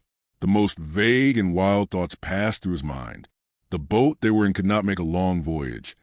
There was no vessel at anchor outside the harbor. He thought, perhaps, they were going to leave him on some distant point. He was not bound, nor had they made any attempt to handcuff him. This seemed a good augury. Besides, had not the deputy, who had been so kind to him, told him that provided he did not pronounce the dreaded name of Noirtier, he had nothing to apprehend? Had not Villefort in his presence destroyed the fatal letter, the only proof against him? He waited silently, striving to pierce through the darkness. They had left the Isle Ratonneau, where the lighthouse stood on the right, and were now opposite the Point de Catalans. It seemed to the prisoner that he could distinguish a feminine form on the beach, for it was there Mercédès dwelt. How was it that a presentiment did not warn Mercédès that her lover was within 300 yards of her? One light alone was visible, and Dantès saw that it came from Mercédès' chamber. Mercédès was the only one awake in the whole settlement. A loud cry could be heard by her, but pride restrained him, and he did not utter it. What would his guards think if they heard him shout like a madman? He remained silent, his eyes fixed upon the light. The boat went on, but the prisoner thought only of Mercédès. An intervening elevation of land hid the light. Dantès turned and perceived that they had got out to sea. While he had been absorbed in thought, they had shipped their oars and hoisted sail. The boat was now moving with the wind. In spite of his repugnance to address the guards, Dantès turned to the nearest gendarme, and taking his hand, "Comrade," said he, "I adjure you, as a Christian and a soldier, to tell me where we are going. I am Captain Dantès, a loyal Frenchman, thought accused of treason. Tell me where you are conducting me, and I promise you on my honor I will submit to my fate." The gendarme looked irresolutely at his companion, who returned for answer sign that said, "I see no great harm in telling him now." And the gendarme replied, "You are a native of Marseilles and a sailor, and yet you do not know where you are going? On my honor, I have no idea." "Have you no idea whatever?" "None at all." "That is impossible. I swear to you it is true. Tell me, I entreat." "But my orders—" "Your orders do not forbid your telling me what I must know in 10 minutes, in half an hour, or an hour. You see, I cannot escape, even if I intended. Unless you are blind, or have never been outside the harbor, you must know. I do not. Look round you, then. Dantès rose and looked forward. When he saw rise within 100 yards of him the black and frowning rock on which stands the Chateau d'If, this gloomy fortress, which has for more than 300 years furnished food for so many wild legends, seemed to Dantès like a scaffold to a malefactor. The Chateau d'If, cried he. What are we going there for? The gendarme smiled. I am not going there to be imprisoned, said Dantès. It is only used for political prisoners. I have committed no crime. Are there any magistrates or judges at the Chateau d'If? There are only, said the gendarme, a governor, a garrison, turnkeys, and good thick walls. Come, do not look so astonished, or you will make me think you are laughing at me in return for my good nature. Dantès pressed the gendarme's hand, as though he would crush it.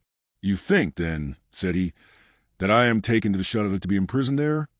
It is probable, but there is no occasion to squeeze so hard. Without any inquiry, without any formality, all the formalities have been gone through. The inquiry is already made. And so, in spite of Anne de Villefort's promises, I do not know what M. de Villefort promised you, said the gendarme, but I know we are taking you to the Chateau d'If. But what are you doing? Help, comrades, help.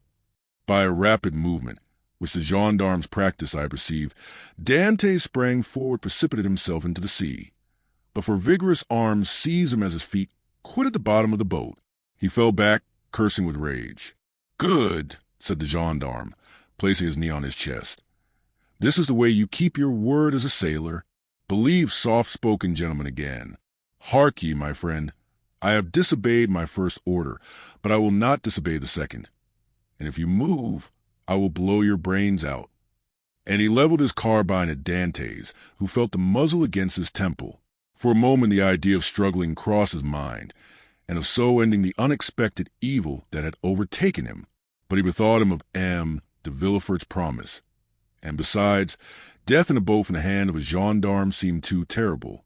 He remained motionless, but gnashing his teeth and wringing his hands with fury. At this moment the boat came to a landing with a violent shock. One of the sailors leaped on shore. A cord creaked as it ran through a pulley, and Dantès guessed they were at the end of the voyage, and that they were mooring the boat. His guards, taking him by the arms and coat collar, forced him to rise, and dragged him towards the steps that lead to the gate of the fortress, while the police officer carrying a musket with fixed bayonet followed behind. Dantès made no resistance. He was like a man in a dream. He saw soldiers drawn up on the embankment. He knew vaguely that he was ascending a flight of steps. He was conscious that he passed through a door and that the door closed behind him, but all this indistinctly as through a mist. He did not even see the ocean, that terrible barrier against freedom, which the prisoners look upon with utter despair. They halted for a minute, during which he strove to collect his thoughts. He looked around. He was in a court surrounded by high walls. He heard the measured tread of sentinels, and as they passed before the light, he saw the barrels of their muskets shine. They waited upwards of 10 minutes. Certain Dantès had not escaped. The gendarmes released him. They seemed awaiting orders. The orders came. "Where is the prisoner?" said a voice. "Here," replied the gendarmes. "Let him follow me. I will take him to his cell." "Go," said the gendarmes, thrusting Dantès forward. The prisoner followed his guide, who led him into a room almost underground, whose bare and reeking walls seemed as though impregnated with tears. A lamp placed on a stool illumined the apartment faintly, and showed Dantès the features of his conductor, an under-jailer, ill-clothed and of sullen appearance. 0113M. "Here is your chamber for tonight," said he. "It is late, and the governor is asleep. Tomorrow, perhaps, he may change you. In the meantime, there is bread, water, and fresh straw, and that is all a prisoner can wish for. Good night." And before Dantès could open his mouth, before he had noticed where the jailer placed his bread or the water, before he had glanced toward the corner where the straw was, the jailer disappeared, taking with him the lamp and closing the door, leaving stamped upon the prisoner's mind the dim reflection of the dripping walls of his dungeon. Dantès was alone in darkness and in silence, cold as the shadows that he felt breathe on his burning forehead. With the first dawn of day, the jailer returned, with orders to leave Dantès where he was. He found the prisoner in the same position, as if fixed there, his eyes swollen with weeping. He had passed the night standing, and without sleep. The jailer advanced. Dantès appeared not to perceive him.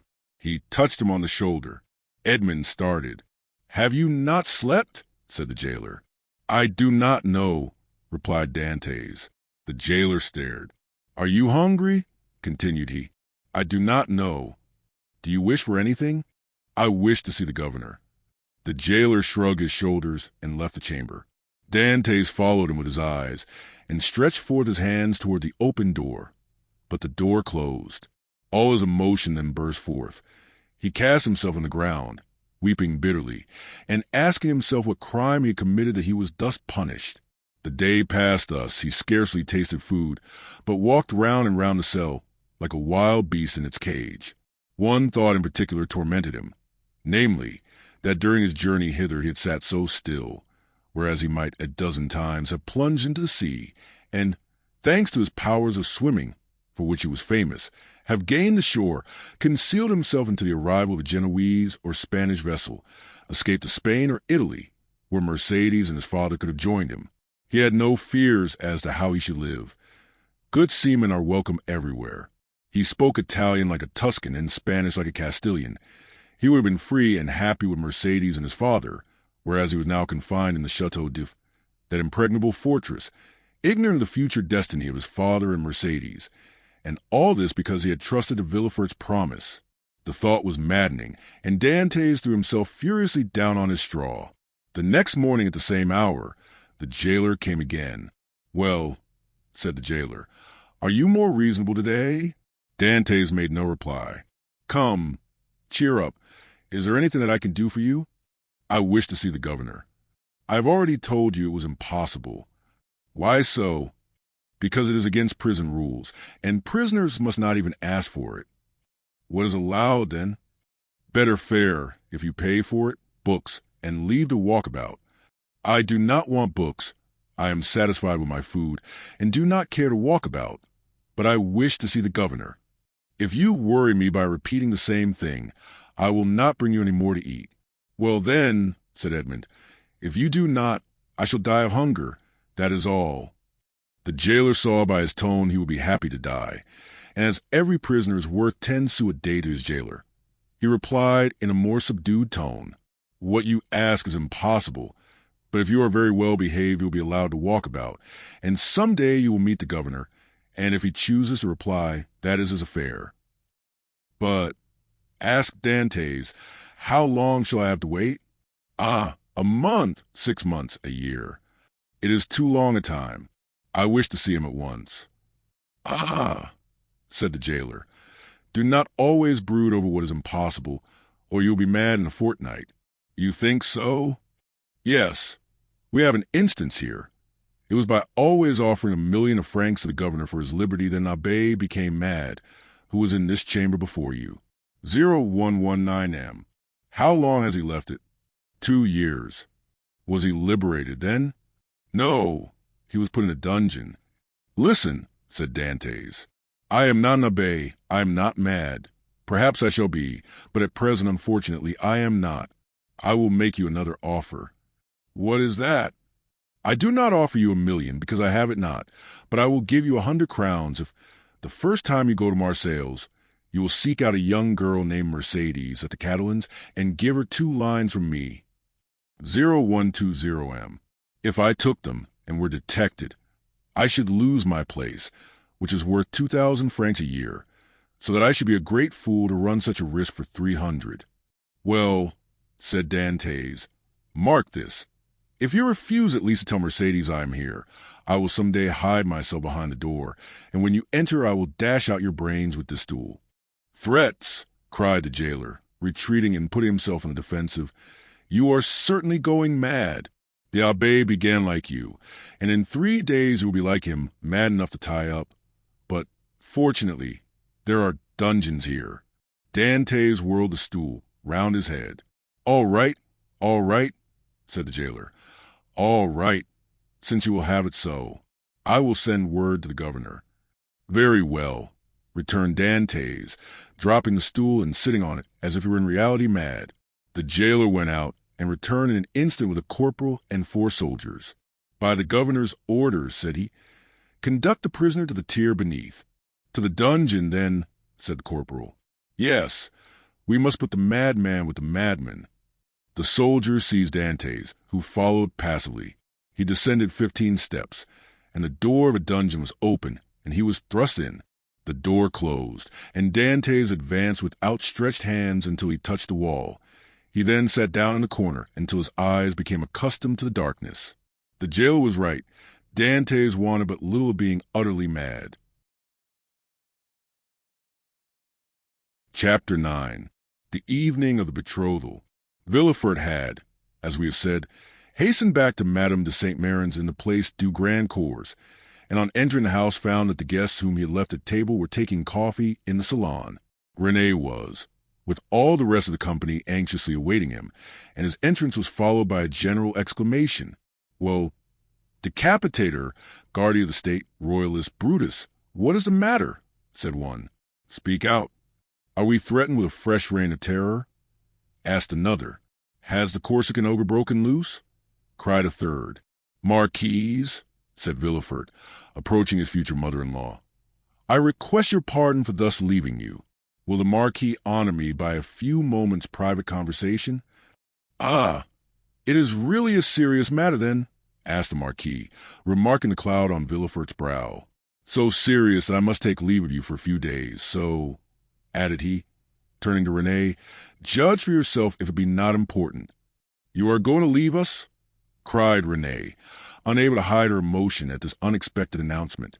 "Alas," returned Villefort, "I must." "Where, then, are you going?" asked the Marquise. "That, madam, is an official secret. But if you have any commissions for Paris, a friend of mine is going there tonight, and will with pleasure undertake them." The guests looked at each other. "You wish to speak to me alone?" said the Marquis. "Yes, let's go to the library, please." The Marquis took his arm, and they left the salon. "Well," asked he, as soon as they were by themselves, "tell me what it is." "An affair of the greatest importance, that demands my immediate presence in Paris. Now, excuse the indiscretion, Marquis, but have you any landed property?" "All my fortune is in funds, 700,000 or 800,000 francs." "Then sell out, Marquis, or you will lose it all." 0123M. "But how can I sell out here?" "You have a broker, have you not?" "Yes." "Then give me a letter to him, and tell him to sell out without an instant's delay. Perhaps even now I shall arrive too late." "The deuce you say!" replied the Marquis. "Let's lose no time, then." And, sitting down, he wrote a letter to his broker, ordering him to sell out at the market price. "Now, then," said Villefort, placing the letter in his pocketbook, "I must have another." "To whom?" "To the king." "To the king?" "Yes." "I dare not write to his majesty." "I do not ask you to write to his majesty, but ask M. de Salvieux to do so. I want a letter that will enable me to reach the king's presence without all the formalities of demanding an audience. That would occasion a loss of precious time. But address yourself to the keeper of the seals. He has the right of entry at the Tuileries, and can procure you audience at any hour of the day or night." "Doubtless, but there is no occasion to divide the honors of my discovery with him. The keeper would leave me in the background, and take all the glory to himself. I tell you, Marquis, my fortune is made if I only reach the Tuileries the first, for the king will not forget the service I do him." "In that case, go and get ready. I will call Salvieux and make him write the letter. Be as quick as possible. I must be on the road in a quarter of an hour. Tell your coachman to stop at the door. You will present my excuses to the Marquise and Mademoiselle René, whom I leave on such a day with great regret. You will find them both here, and can make your farewells in person. 1,000 thanks, and now for the letter." The Marquis rang. A servant entered. "Say to the Count de Salvieux that I would like to see him." "Now, then, go," said the Marquis. "I shall be gone only a few moments." Villefort hastily quitted the apartment, but reflecting that the sight of the deputy procured running through the streets would be enough to throw the whole city into confusion, he resumed his ordinary pace. At his door, he perceived a figure in the shadow that seemed to wait for him. It was Mercedes, who, hearing no news of her lover, had come unobserved to inquire after him. As Villefort drew near, she advanced and stood before him. Dantès had spoken to Mercedes, and Villefort instantly recognized her. Her beauty and high bearing surprised him, and when she inquired what had become of her lover, it seemed to him that she was the judge and he the accused.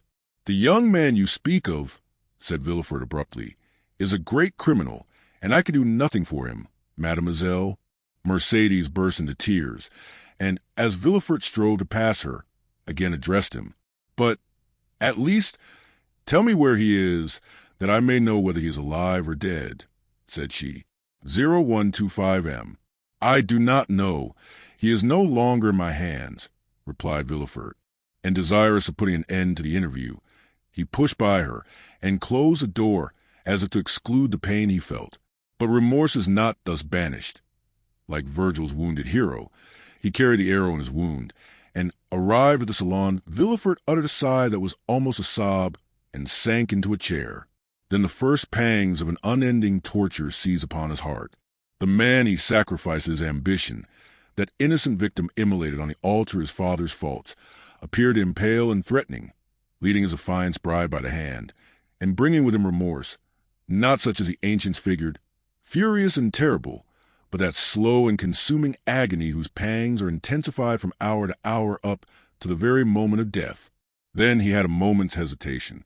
He had frequently called for capital punishment on criminals, and owing to his irresistible eloquence they had been condemned, and yet the slightest shadow of remorse had never clouded Villefort's brow. Because they were guilty, at least he believed so, but here was an innocent man whose happiness he had destroyed. In this case he was not the judge, but the executioner. As he thus reflected, he felt the sensation we have described, and which had hitherto been unknown to him, arise in his bosom, and fill him with vague apprehensions. It is thus that a wounded man trembles instinctively at the approach of the finger to his wound until it be healed, but Villefort's was one of those that never close, or if they do, only close to reopen more agonizing than ever. If at this moment the sweet voice of Renée had sounded in his ears pleading for mercy, or the fair Mercedes had entered and said, "In the name of God, I conjure you to restore me my affianced husband," his cold and trembling hands would have signed his release. But no voice broke the stillness of the chamber, and the door was opened only by Villefort's valet, who came to tell him that the traveling carriage was in readiness. Villefort rose, or rather sprang, from his chair, hastily opened one of the drawers of his desk, emptied all the gold it contained into his pocket, stood motionless an instant, his hand pressed to his head, muttered a few inarticulate sounds, and then, perceiving that his servant had placed his cloak on his shoulders, he sprang into the carriage, ordering the postilions to drive to M. de St. Mérin's. The hapless Dantès was doomed. As the Marquis had promised, Villefort found the Marquise and Renée in waiting. He started when he saw Renée, for he fancied she was again about to plead for Dantès. Alas, her emotions were wholly personal. She was thinking only of Villefort's departure. She loved Villefort, and he left her at the moment he was about to become her husband. Villefort knew not when he should return, and Renée, far from pleading for Dantès, hated the man whose crime separated her from her lover. 0127M. Meanwhile, what a Mercedes. She had met Fernand at the corner of the Rue de la Loge. She had returned to the Catalans, and had despairingly cast herself on her couch. Fernand, kneeling by her side, took her hand, and covered it with kisses that Mercedes did not even feel. She passed the night thus. The lamp went out for want of oil, but she paid no heed to the darkness, and dawn came, but she knew not that it was day. Grief had made her blind to all but one object. That was Edmond. "Ah, you are there," said she at length, turning toward Fernand. "I have not quitted you since yesterday," returned Fernand sorrowfully. Moreau had not readily given up the fight. He had learned that Dantès had been taken to prison, and he had gone to all his friends and the influential persons of the city, but the report was already in circulation that Dantès was arrested as a Bonapartist agent, and as the most sanguine looked upon any attempt of Napoleon to remount the throne as impossible, he met with nothing but refusal, and had returned home in despair, declaring that the matter was serious, and that nothing more could be done. Cadorus was equally restless and uneasy, but instead of seeking, like M. Morel, to aid Dantès, he had shut himself up with 2 bottles of black-currant brandy, in the hope of drowning reflection. But he did not succeed, and became too intoxicated to fetch any more drink, and yet not so intoxicated as to forget what had happened. With his elbows on the table, he sat between the 2 empty bottles, while spectres danced in the light of the unsnuffed candle. Spectres such as Hoffman strews over his punch-drenched pages, like black, fantastic dust. Danglars alone was content and joyous. He had got rid of an enemy, and made his own situation on the Pharaon secure. Danglars was one of those men born with a pen behind the ear, and an inkstand in place of heart. Everything with him was multiplication or subtraction. The life of a man was to him of far less value than a numeral, especially when, by taking away, he could increase the sum total of his own desires. He went to bed at his usual hour, and slept in peace. Villefort, after having received M. de Salvieux's letter, embraced Renée, kissed the Marquise's hand, and shaking that Marquis, started for Paris along the Aix road. Old Dantès was dying with anxiety to know what had become of Edmond, but we know very well what had become of Edmond. Chapter 10. The King's Closet at the Tuileries. We will leave Villefort on the road to Paris, traveling, thanks to trebled fees, with all speed, and passing through 2 or 3 apartments, enter at the Tuileries the little room with the arched window, so well known as having been the favorite closet of Napoleon and Louis XVIII, and now of Louis Philippe. There, seated before a walnut table he had brought with him from Hartwell, and to which, from one of those fancies not uncommon to great people, he was particularly attached, the king, Louis XVIII, was carelessly listening to a man of 50 or 52 years of age, with gray hair, aristocratic bearing, and exceedingly gentlemanly attire, and meanwhile making a marginal note in a volume of Gryphius's rather inaccurate, but much sought-after, edition of Horace, a work which was much indebted to the sagacious observations of the philosophical monarch. "You say, sir," said the king, "that I am exceedingly disquieted, sire. Really, have you had a vision of the 7 fat kine and the 7 lean kine?" "No, sire, for that would only betoken for us 7 years of plenty and 7 years of scarcity, and with a king as full of foresight as your majesty, scarcity is not a thing to be feared." "Then of what other scourge are you afraid, my dear Blocas?" "Sire, I have every reason to believe that a storm is brewing in the south." "Well, my dear Duke," replied Louis XVIII, "I think you are wrongly informed, and know positively that, on the contrary, it is very fine weather in that direction." Man of ability as he was, Louis XVIII liked a pleasant jest. "Sire," continued M. de Blocas, "it'd only be to reassure a faithful servant. Will your majesty send into Languedoc province and Dauphiné trusty men, who will bring you back a faithful report as to the feeling in these 3 provinces?" "Can I, monsieur, dis," replied the king, continuing the annotations in his Horace. "Sire," replied the courtier, laughing, in order that he might seem to comprehend the quotation, "your majesty may be perfectly right in relying on the good feeling of France, but I fear I am not altogether wrong in dreading some desperate attempt." "By whom?" "By Bonaparte, or at least by his adherents." "My dear Blocas," said the king, "you with your alarms prevent me from working, and you, sire, prevent me from sleeping with your security. Wait, my dear sir, wait a moment, for I have such a delightful note on the Pastor Quum Traret. Wait, and I will listen to you afterwards." There was a brief pause, during which Louis XVIII wrote, in a hand as small as possible, another note on the margin of his Horace, and then, looking at the Duke with the air of a man who thinks he has an idea of his own, while he is only commenting upon the idea of another, said, "Go on, my dear Duke, go on, I listen." "Sire," said Blocas, who had for a moment the hope of sacrificing Villefort to his own profit, "I am compelled to tell you that these are not mere rumors destitute of foundation, which thus disquiet me, but a serious-minded man, deserving all my confidence, and charged by me to watch over the south," the Duke hesitated as he pronounced these words, "has arrived by post to tell me that a great peril threatens the king, and so I hasten to you, sire." "Malat ducis avi domum," continued Louis XVIII, still annotating. "Does your majesty wish me to drop the subject?" By no means, my dear Duke, but just stretch out your hand. Whichever you please, there to the left. Here, sire. I tell you to the left, and you are looking to the right. I mean on my left. Yes, there. You will find yesterday's report of the Minister of Police. But here is M.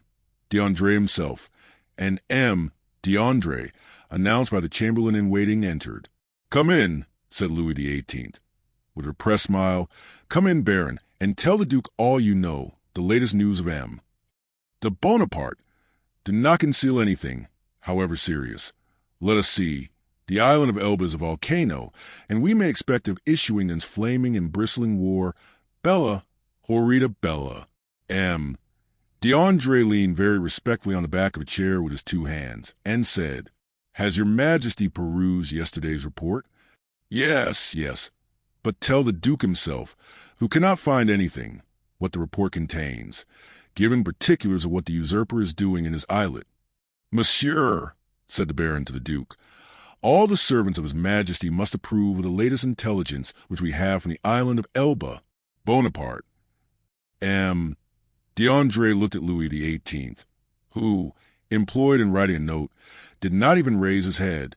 Bonaparte, continued the Baron, is mortally wearied, and passes whole days in watching his miners at work at Port Long Gone, and scratches himself for amusement, added the King.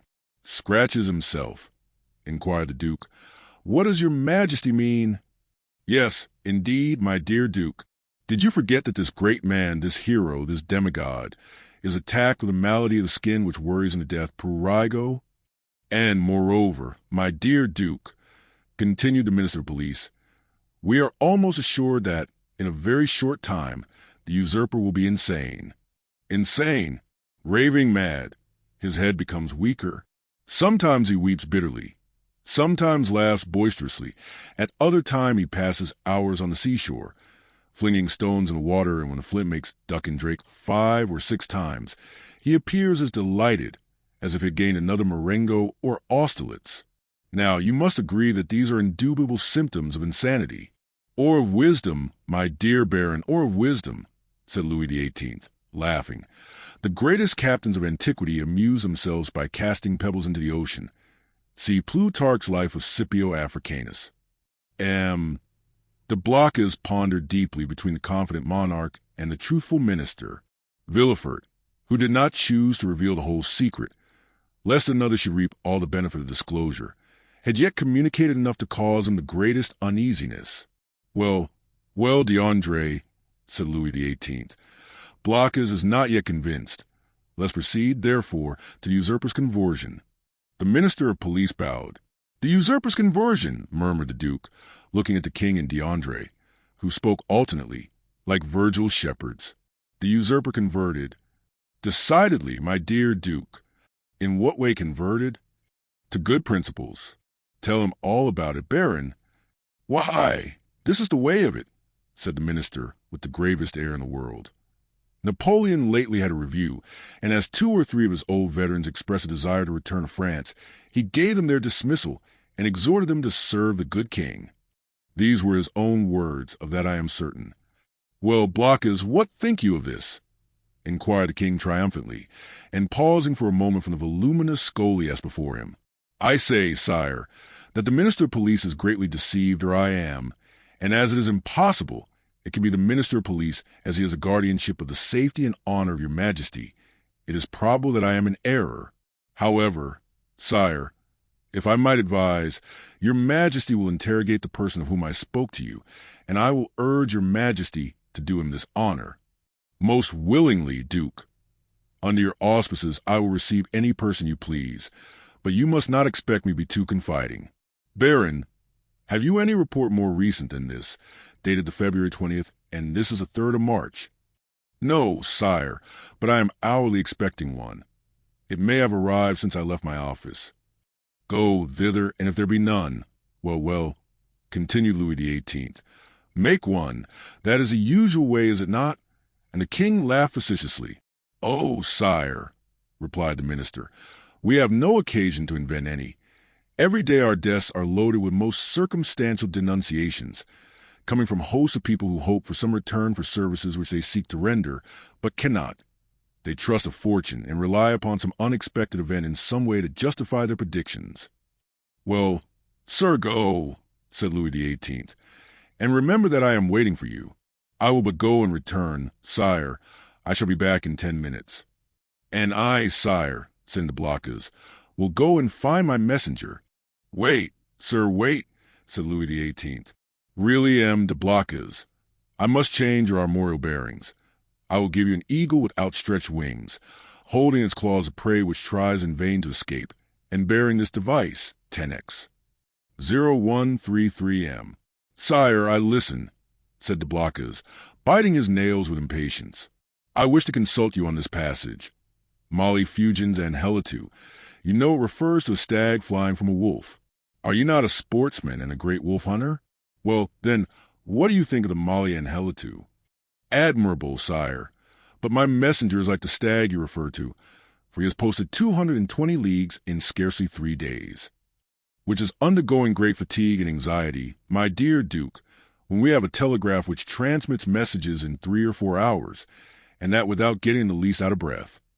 Ah, sire, you recompense but badly this poor young man, who has come so far and with so much ardor to give your majesty useful information, if only for sake of M. de Salvieux, who recommends him to me. I entreat your majesty to receive him graciously." "M. de Salvieux, my brother's chamberlain?" "Yes, sire. He is at Marseilles." "And writes me thence. Does he speak to you of this conspiracy?" "No, but strongly recommends M. de Villefort, and begs me present him to your majesty." "M. de Villefort!" cried the king. "Is the messenger's name M. de Villefort?" "Yes, sire." "And he comes from Marseilles?" "In person." "Why did you not mention his name at once?" replied the king, betraying some uneasiness. "Sire, I thought his name was unknown to your majesty."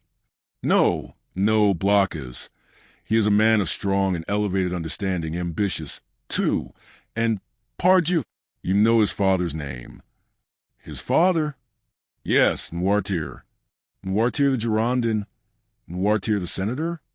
"He himself." "And your majesty has employed the son of such a man? Blocas, my friend, you have but limited comprehension. I told you Villefort was ambitious, and to attain this ambition Villefort would sacrifice everything, even his father. Then, sire, may I present him?" "This instant, Duke." "Where is he?" "Waiting below in my carriage."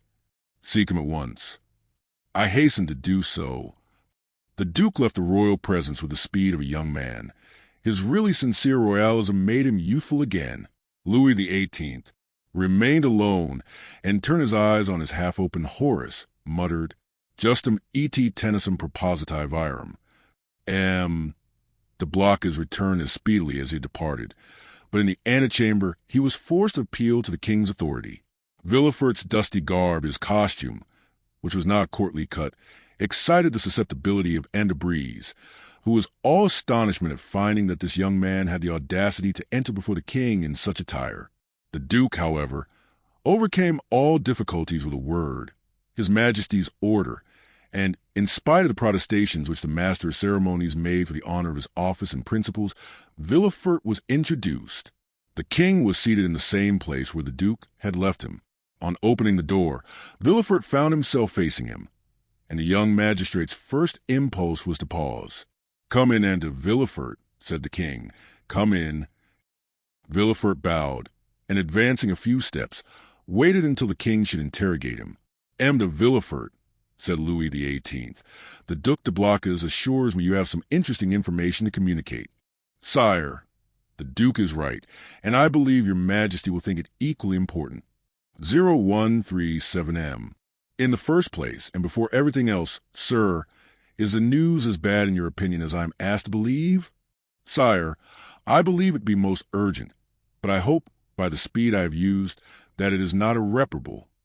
"Speak as fully as you please, sir," said the king, who began to give way to the emotion which had showed itself in Blocas's face and affected Villefort's voice. "Speak, sir, and pray begin to beginning. I like order in everything." "Sire," said Villefort, I will render a faithful report to your majesty, but I must entreat your forgiveness if my anxiety leads to some obscurity in my language. A glance at the king after this discreet and subtle exordium assured Villefort of the benignity of his august auditor, and he went on. Sire, I have come as rapidly to Paris as possible to inform your majesty that I have discovered, in the exercise of my duties, not a commonplace and insignificant plot, such as is every day got up in the lower ranks of the people and in the army, but an actual conspiracy, a store which menaces no less than your majesty's throne. Sire, the usurper is arming 3 ships. He meditates some project, which, however mad, is yet perhaps terrible. At this moment he will have left Elba, to go whither I know not, but assuredly to attempt a landing either at Naples, or on the coast of Tuscany, or perhaps on the shores of France. Your majesty is well aware that the sovereign of the island of Elba has maintained his relations with Italy and France. I am, sir, said the king, much agitated, and recently we have had information that the Bonapartist clubs have had meetings in the Rue Saint-Jacques. But proceed, I beg of you. How did you obtain these details? Sire, they are the results of an examination which I have made of a man of Marseilles, whom I have watched for some time, and arrested on the day of my departure. This person, a sailor of turbulent character, and whom I suspected of Bonapartism, has been secretly to the island of Elba. There he saw the Grand Marshal, who charged him with an oral message to a Bonapartist in Paris, whose name I cannot extract from him. But this mission was to prepare men's minds for a return. It is the man who says this, sire. Return which will soon occur. And where is this man? In prison, sire. And the matter seems serious to you? So serious, sire, that when the circumstance surprised me in the midst of a family festival, on the very day of my betrothal, I left my bride and friends, postponing everything, that I might hasten to lay at your majesty's feet the fears which impress me and the assurance of my devotion. True, said Louis XVIII. Was there not a marriage engagement between you and Mademoiselle de Saint-Méran, daughter of one of your majesty's most faithful servants? Yes, yes, but let us talk of this plot, M. de Villefort. Sire, I fear it is more than a plot. I fear it is conspiracy. A conspiracy in these times, said Louis XVIII, smiling, is a thing very easy to meditate, but more difficult to conduct to an end, inasmuch as, re-established so recently on the throne of our ancestors, we have our eyes open at once upon the past, the present, and the future. For the last 10 months my ministers have redoubled their vigilance, in order to watch the shore of the Mediterranean. If Bonaparte landed at Naples, the whole coalition would be on foot before he could even reach Piombino. If he land in Tuscany, he will be in an unfriendly territory.